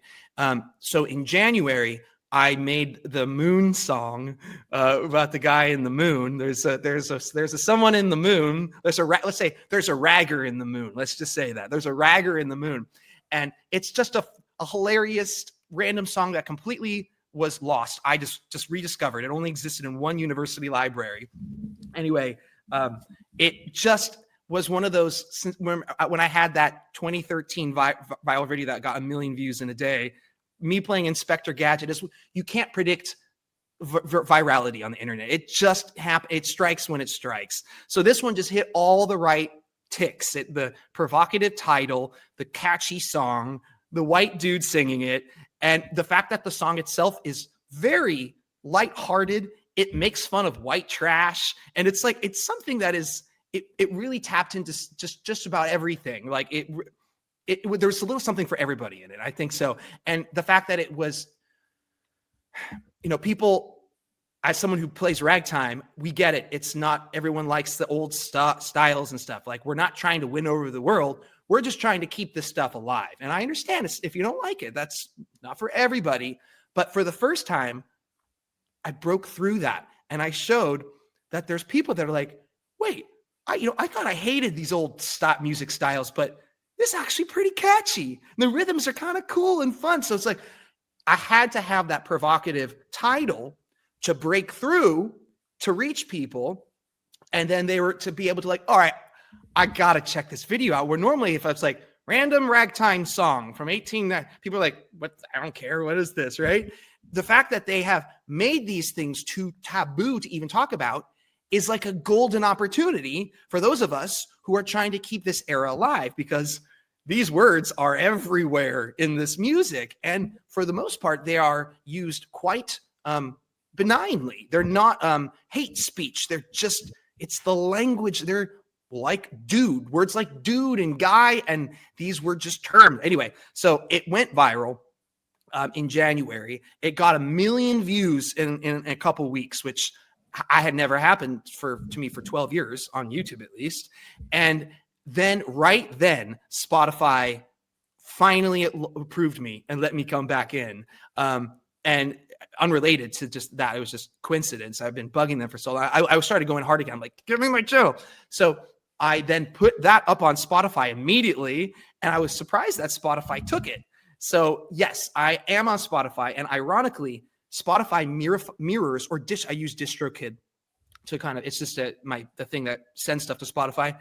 It mirrors all of your Spotify stuff onto YouTube. So now I have a Foundring, for now at least, knock on wood, I have a Foundring YouTube Spotify account that's active on YouTube, and it's has a lot of my songs on it that are supposedly banned or whatever, but they're not banned, obviously, because they still exist. So it's one of those channels that's not like, you can't do comments on it, and I can't run it, but anything I publish on Spotify will actually go to the Foundring it's called Topic, the Foundring Topic channel on YouTube. So technically my music isn't banned. It's me. I'm banned. That's what I have. That's what YouTube has told me. So other people can upload any of my songs. And that's kind of what's so nefarious about it, is that they're like, they make it seem like, oh, it's these songs that are all evil and bad, and they're all bad. I was banned because of the words. Nope. I wasn't. That's not what they said, at least. I mean, honestly, between you and me and everyone listening, yeah, they came for me because of what we've been talking about. It's because I was using the taboo terms that they still are wielding over us as bludgeons to divide us. And the fact that I was exposing that these terms that have been weaponized against us, first of all, weren't always that way. And second, people are fatigued. They're tired of being ruled and told what they can't do and can't say. So I think what I was doing was so refreshing. The idea a white dude was singing these songs with his face, and people weren't losing their minds. Well, they kind of did last week when the guy doxed me, right? But for the most part, before the woke mob got their hands on it, it was showing that, again, most people are rational. Most people see the humanity in things, and most people they just want to get along and laugh and have a good time. And it is actually that vocal minority that they're giving so much power. And to sort of tie a little bow on my thoughts here, I would say, when you give one certain group immunity from criticism, then you give them the ultimate power, and you give anyone the ability to just assume the identity of that group to get away with whatever they want. All you have to do is say, I'm trans, I'm Jewish, I'm black, all these things. And then you then can often get away with murder. And that is not okay. We cannot let that happen. And so, I think I have been, just like when I was going in my early forums on like Reddit in 2007, talking about conspiracies, and no one cared if I talked about flat earth. No one cared if I talked about this or that.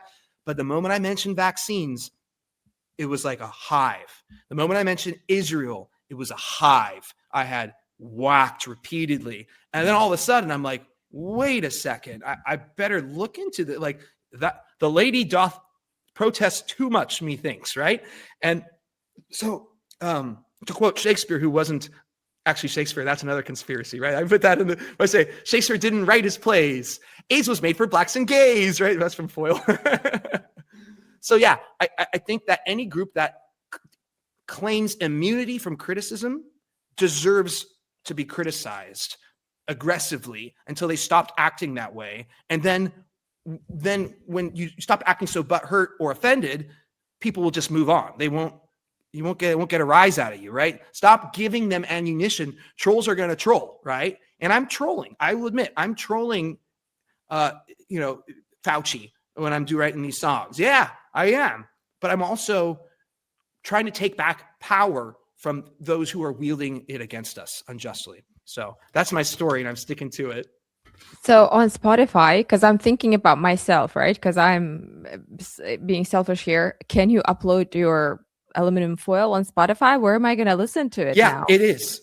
It's not here. I'm just checking it right now. It's not on okay. Spotify. It's I did an album from 2022 called "Shut It Down." Is it still? Did they delete it? There should be an album called "Shut It Down" from 2022 on my Spotify. So I just searched for Foundring and I clicked on your icon and I see only 10 songs. It in like the most popular to the least popular, and that's all I see. Interesting. It's like automatically that's what coming up. There's nothing else. There's not, like literally. I wonder if there's a way to search by albums. Honestly, I'm still new to you. I never use Spotify. I literally never use it. So this is all new to me.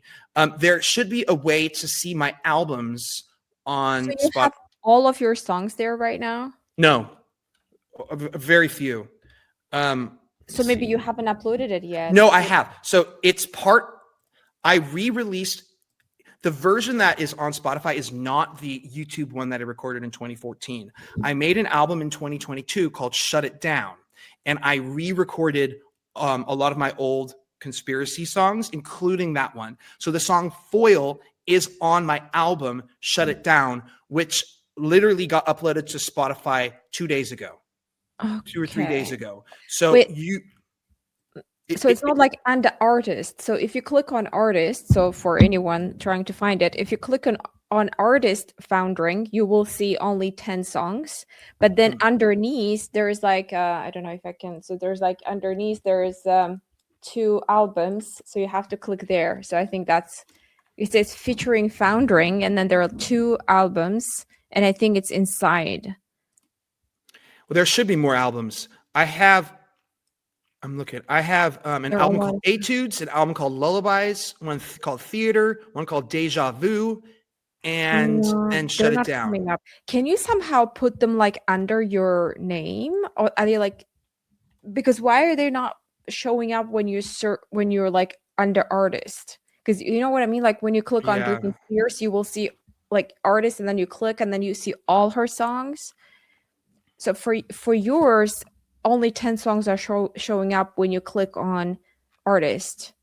But like, or am I doing something wrong? I don't think so. Like I may have noticed a similar issue when I visited my Spotify page.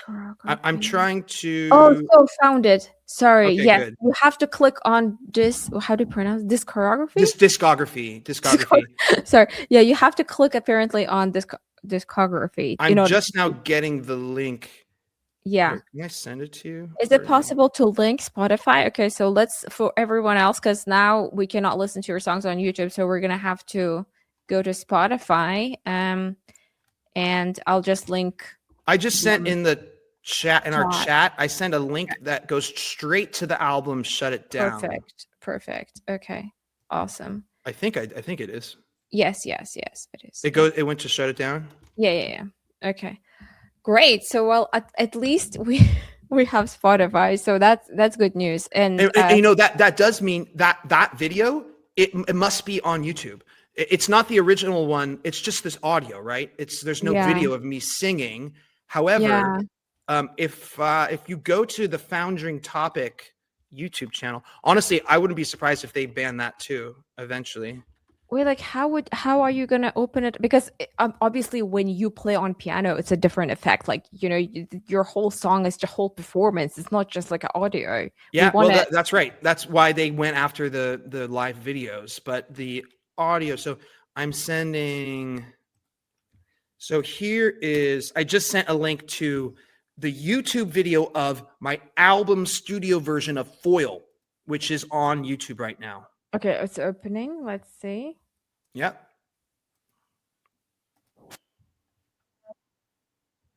Yep. But again, it's not the It's video, an the original audio. one. Yeah, I know. It's just an audio. Yep. Okay. Well, I mean, we're gonna have to suffice with just audio.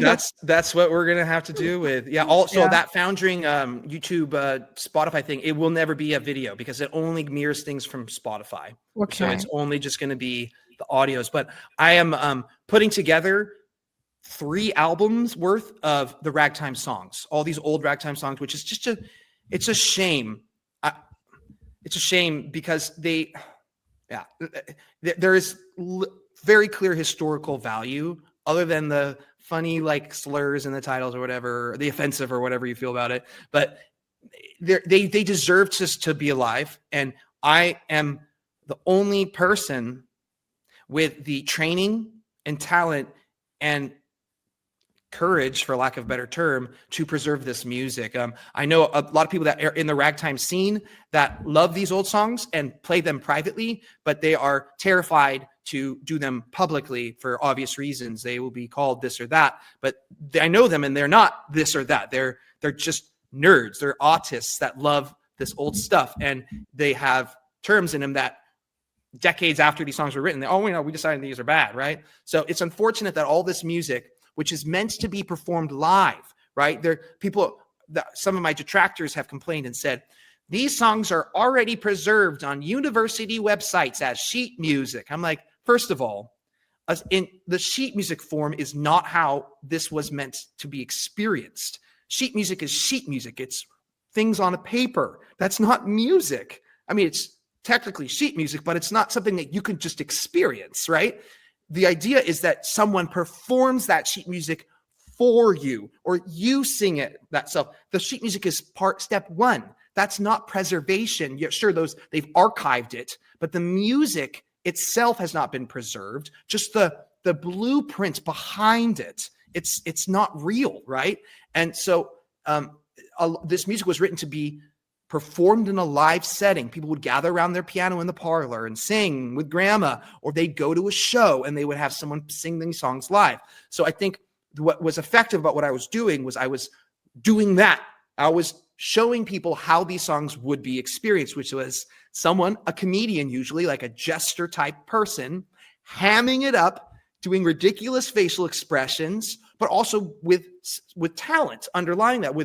This isn't someone just half-assing it. This is someone who has honed their craft, and that is apparent. I've worked hard to get to this level for 30 plus years, right? So it's unfortunate that the video aspects of these songs are now gone. But what I will do is I'm going to upload them all as albums to Spotify, and then Spotify will mirror them to that YouTube channel. So at least the songs themselves, you can hear them if you can't see them performed, but you can still hear them. And I have like over 100. I mean, I did a lot in the last year. I've got about 100 of these songs that I recorded as individual videos. So I'm going to upload 3 different albums with about 100 songs within the next couple of days onto Spotify to get all those songs back up for now. Awesome. Until Spotify bans me. Knock on wood. No, but I also think like I'm hopeful that YouTube is gonna restore your. I don't know why. I'm just like really hopeful. Like, Oh no. you don't think so? No. No. Well, it's only because I've been here before, right? I had that hope for several years with my But old they have channel. no basis. That's the whole The thing. Like, basis is that I'm circumventing my old ban. yeah, but like your old band is like, it's just The so old absurd. ban is still in effect, and I have I've appealed it, and the appeal is pending. So they can just let that appeal pend for all time, and they don't have to do anything about it. I'm banned, therefore I'm ban evading. Doesn't matter if the first ban was justified or not. I mean, it's next level insidious stuff, isn't it? Like this is, I read 1984 in the 90s as the book 1984, right? And I'm like, an Animal Farm and those books, George Orwell, and I'm like, holy mackerel, this is crazy. I can't imagine living in a world like this. And we're there where it happened in my lifetime. And Gen Z has no idea how quickly it changed. And the internet was used to make it, to accelerate it, even though it woke a bunch of us up and united us and brought us together and allowed you and I to have this conversation right now.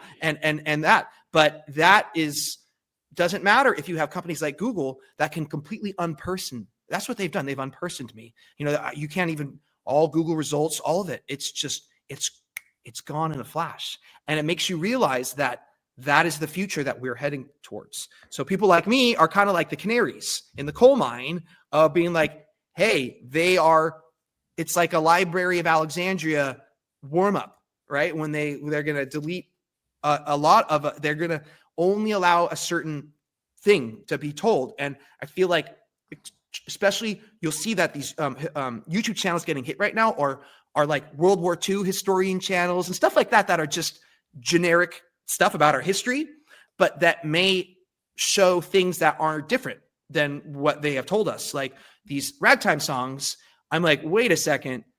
I thought it was all like whites were just evil against blacks and all that stuff. But then I'm seeing all these songs where whites and blacks are writing songs together and they're joking about each other.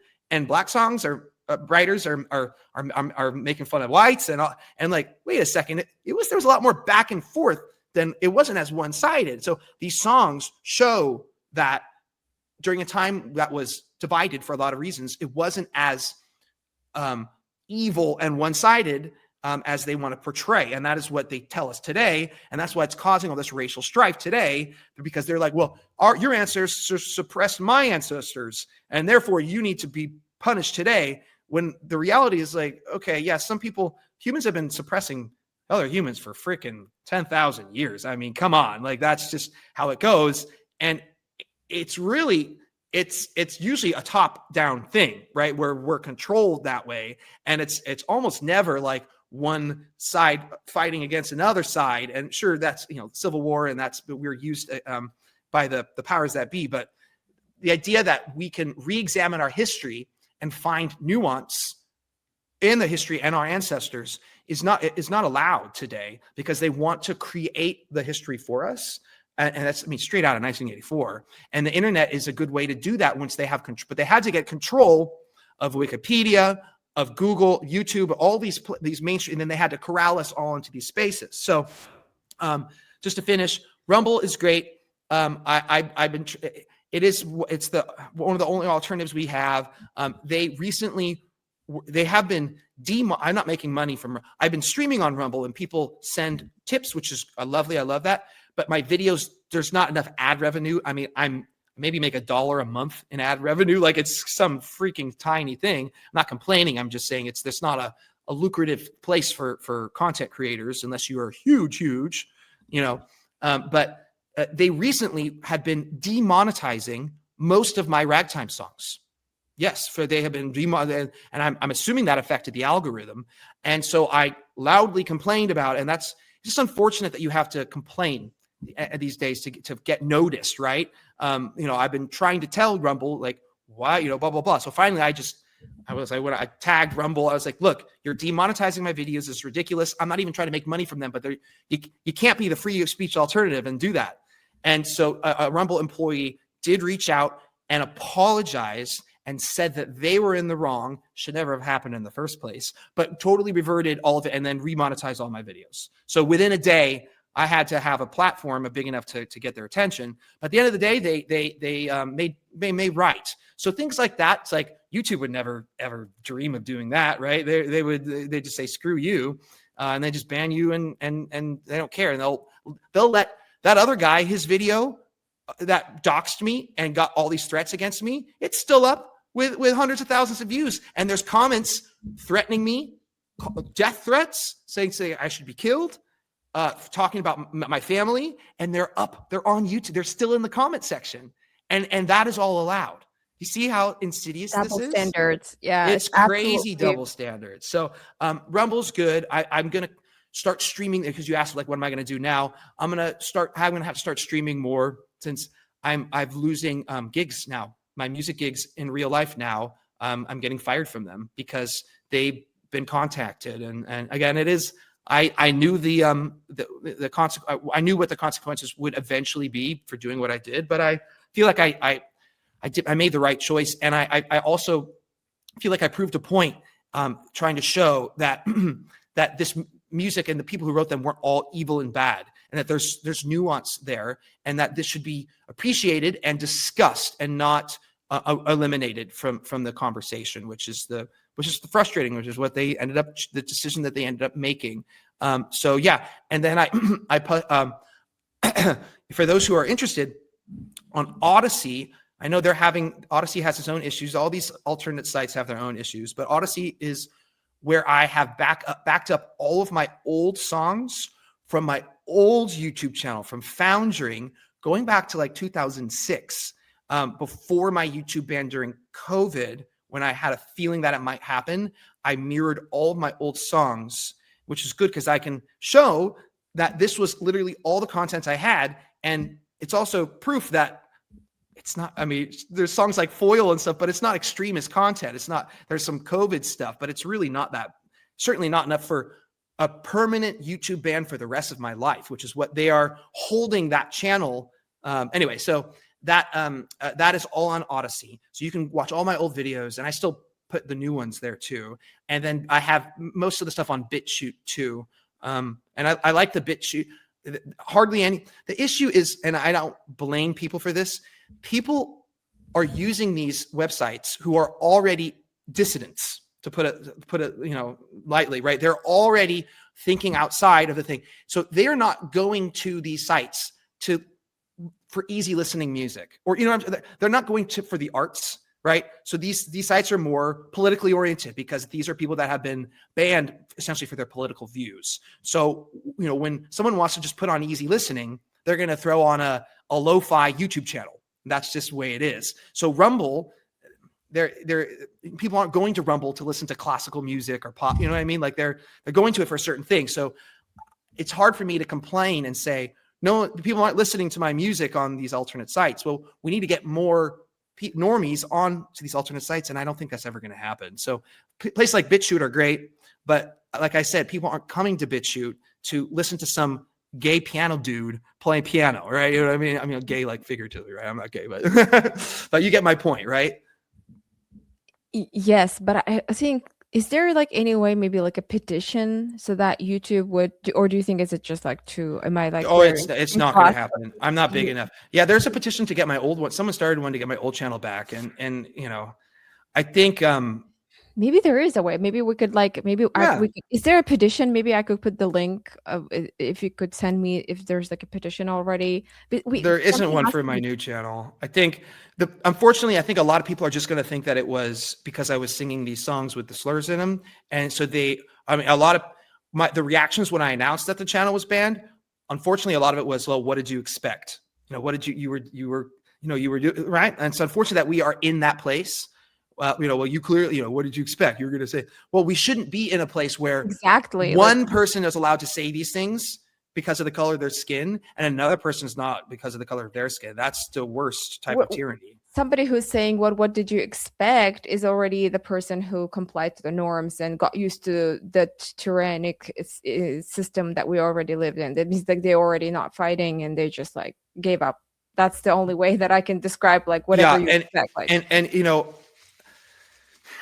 sometimes we just have to choose the methods that that work for us. And I did hear some friendly criticism from people that say, I understand and appreciate what you're doing, but I wish you would approach it in a more sensitive way. And I get that, but we're at a point now. What's that? I mean, what sensitive way? Like, what is the? Well, so I guess I would say there's a parallel. I don't know if you've been following, but it's a big news right now in the U.S. Is the guy Chud the Builder? Have you been following that? Yeah, his whole thing is that he's a free speech absolutist, and he is saying these slurs to like Black people in the streets and trying to essentially challenging them. And as like a free speech exercise, and he's been kind of blowing up recently. Well, unfortunately, which is what we all predicted, is that it became violent, and that he did end up shooting someone yesterday, and now he's the person survived, I believe, but it's going to be a big thing. It's going to be a big trial and a big conversation, because people in America have been like, there was a case where a guy got stabbed. I think it was in Oregon. So this was like last year or something. He got stabbed by a crazy person on the street, random stabbing. And the guy got stabbed, and he looked at the guy who stabbed him and called him the N-word. Because he was a Black person who just stabbed him, and that's N-word behavior. Let's be real. Like, come on. Like, if you stab someone in the street, you're an N-word, right? Like, that's just what it is, right? Okay. I mean, I didn't know that. That's okay. I mean, my point is that it's a behavior, not a racial thing, right? If you're acting a certain way, you get called out. Anyway, long story short, the jury essentially acquitted the stabber because the guy who got stabbed was white, and he said the N-word. But like, didn't he say it post Yes. act? Yes. That doesn't make no sense. It's so it doesn't make any sense because according to the liberal jury, the white guy was clearly a racist in the first place for even uttering a word, and therefore deserved it, I guess. I don't know. This is why this is so dangerous, is when you give words so much power, it emboldens people, the very worst of us, to do violent things. And 99% of Black people would see that story and say, that's ridiculous. Like that should never happen in a free society, right? Even if he had called him that before the stabbing, words are not violence. They are not. We have free speech in this country. So the Chud the Builder guy has been taking that to an extreme, some might argue, and some people disagree with his approach for doing that, because he's just going to ask for it.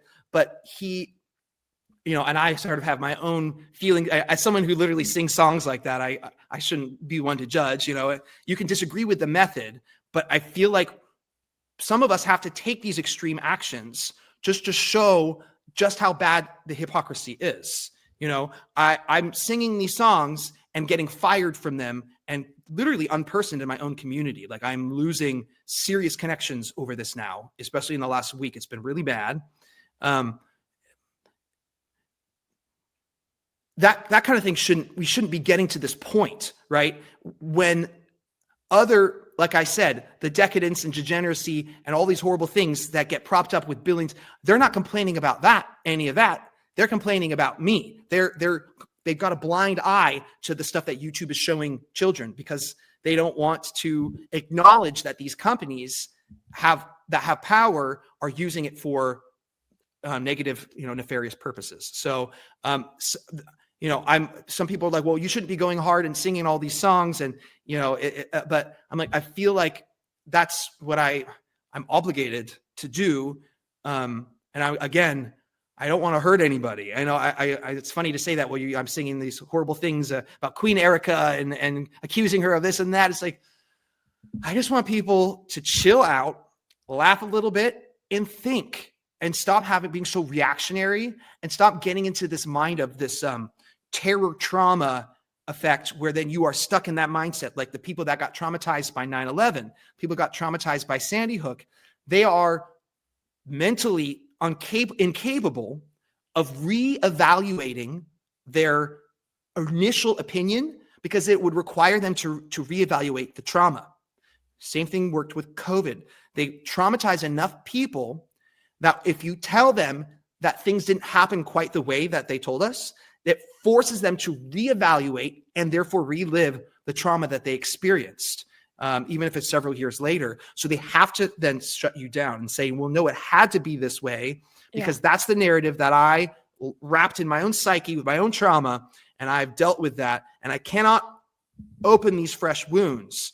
And so this idea that, there's all these wounds and America and slavery and all that stuff. And sure, those are real conversations and real traumas and real things. But the idea that we can't, I got people complaining, I wrote a satire song singing about the Holocaust. And they said, you can't joke about that. I'm like, really? Then I'm going to do more, right? I mean, we should be allowed to joke about things that are uncomfortable, because then those things will rule over us. If we're then not, if something is untouchable, it will rule over us. And so that's why I write the songs that I do. That's why Foundring became a meme singer, conspiracy singer, is because I saw that no one else was doing it. And the people that were kind of half-assing it, like Weird Al was making fun of conspiracy theorists. I'm like, I'm actually going to turn that around and show you that there's actually there's a few things that we should probably ask questions about. I mean, maybe the lizard people aren't real, maybe they are. And you know what? It should be fun to just have that discussion. Oh, yeah. Is everything okay? Yeah, my computer just spazzed out for a second. I don't know. They're coming for us, but. All right. Yeah. Well, thank you so much, Kylan. It's always a pleasure listening to you. I can listen to you for another 10 hours. And then of course I talk way too much and don't give you a chance to speak, but I think No, I love listening to you. It's totally it's been a week and I've had a lot on my mind, and you're the first person that I've kind of talked to since this all went down. So I was like, oh wow, this will be great. Louisa, I talked with you before we talked and we had a whole thing. So I was like, oh, this is perfect. Oh, there's my kitty. This is perfect. Perfect time. She wants to say goodbye. That's why. She's looking at there's birds out there. That's why she likes sitting on the piano when there's birds right out there. So yeah, I appreciate. I kind of like. It was it was therapeutic. I didn't get a lot of this off my chest. I feel like I covered a lot of the bases about what's going on, and so yeah. People can follow me on Twitter now. And I guess go to Rumble. It seems to be the best option of the alternative sites. I'm going to keep streaming there and singing my old songs, doing the old songs there. But for now, I'm kind of like, I need to regroup. I don't know what's next. I need to just reassess and chill. I was going a little hard. It's exhausting. I found just a final note. It's like, it was exhausting. As an artist, you don't exist in a vacuum. Sure, you can be by yourself and make art. But as a musician, if no one's listening to you, it's hard to find the motivation to keep going, which is kind of why I gave up on my old YouTube channel when it was basically killed. And all of a sudden I started blowing up on YouTube 4 months ago. And then I'm like, I had that they like me, they really like me moment. And all of a sudden I just started going hard because all of a sudden people were actually listening. And I had an audience, and because I'll post a video on X and I'll get 2 comments. I'm like, okay, thank you for the 2 comments, but it's just, I have to say, I posted that same video on YouTube and I was getting 2,000 comments. And I'm like, oh my gosh, there's actually an audience out there. So I started, making basically a video a day, which is, it's 10-hour day, but really, really hard to do what I do. And I was starting to get a little burnout. So it almost like YouTube kind of gave me a little, because I'm like, I got to keep going, because I didn't know when it was going to be taken away, because now it's been taken away. And now I can't before I'm like, oh, I found this great song. I can get 100,000 people will hear this by tomorrow. That's freaking cool. And that's what I was doing.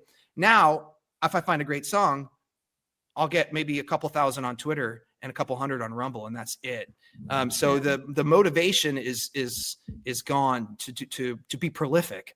When you have an audience that is responding, you can be prolific, but they took away my audience, so now I can't be as prolific. So I feel like it's a good chance for me to just regroup, breathe a little bit, figure out how to channel my energy into something else, and just I feel like I proved my point. I accomplished something. It's frustrating, but at least I know I can tell people that I'm banned for YouTube for life, and there's a little bit of clout to that too. There's a little bit of it's kind of cool. I don't know, it's a cool. You aren't banned on YouTube, you aren't cool, but I don't know. So that's where we're at. I still have hope. I really, for some reason, think that you're going to be back and your audience is going to be there waiting for you. Or I'm sure there's going to be even larger audience you're going to get, hopefully, in the future. So, yeah, we're going to be looking forward to that. I think the future is bright. I like that. I'm down with that. And at the end of the day, I tend to doom a little bit too much. But really, I feel like when I do that, it's like I'm an artist, so I'm kind of bipolar schizo anyway, but I mostly trying to get people to be realistic, but deep down I am quite optimistic. I mean, it should be clear how much I love performing and singing and doing all that. Like I'm very passionate about this, and I'm passionate about humanity. I really am. Mhm. And I do want us to all get along, and I do want us to all to have our rights. And that, you don't have, but the right that you don't have is to not be offended, right? So you don't have a right to not be offended. That's not a right, right? Like you can be offended, and you're going to be offended. And if you don't like what I say or sing, change the channel. That's the way it should be. It shouldn't be, well, then now we're going to threaten you and destroy your life and dox you and everything. It's like, no, you are the bad guy that you think that you're fighting against. That's just where we're at. So yeah, I'm optimistic. Even if I don't get my channel back, I feel like it proved something that I needed to be proved. I was questioning about, and it showed me that humans are good. They really are, and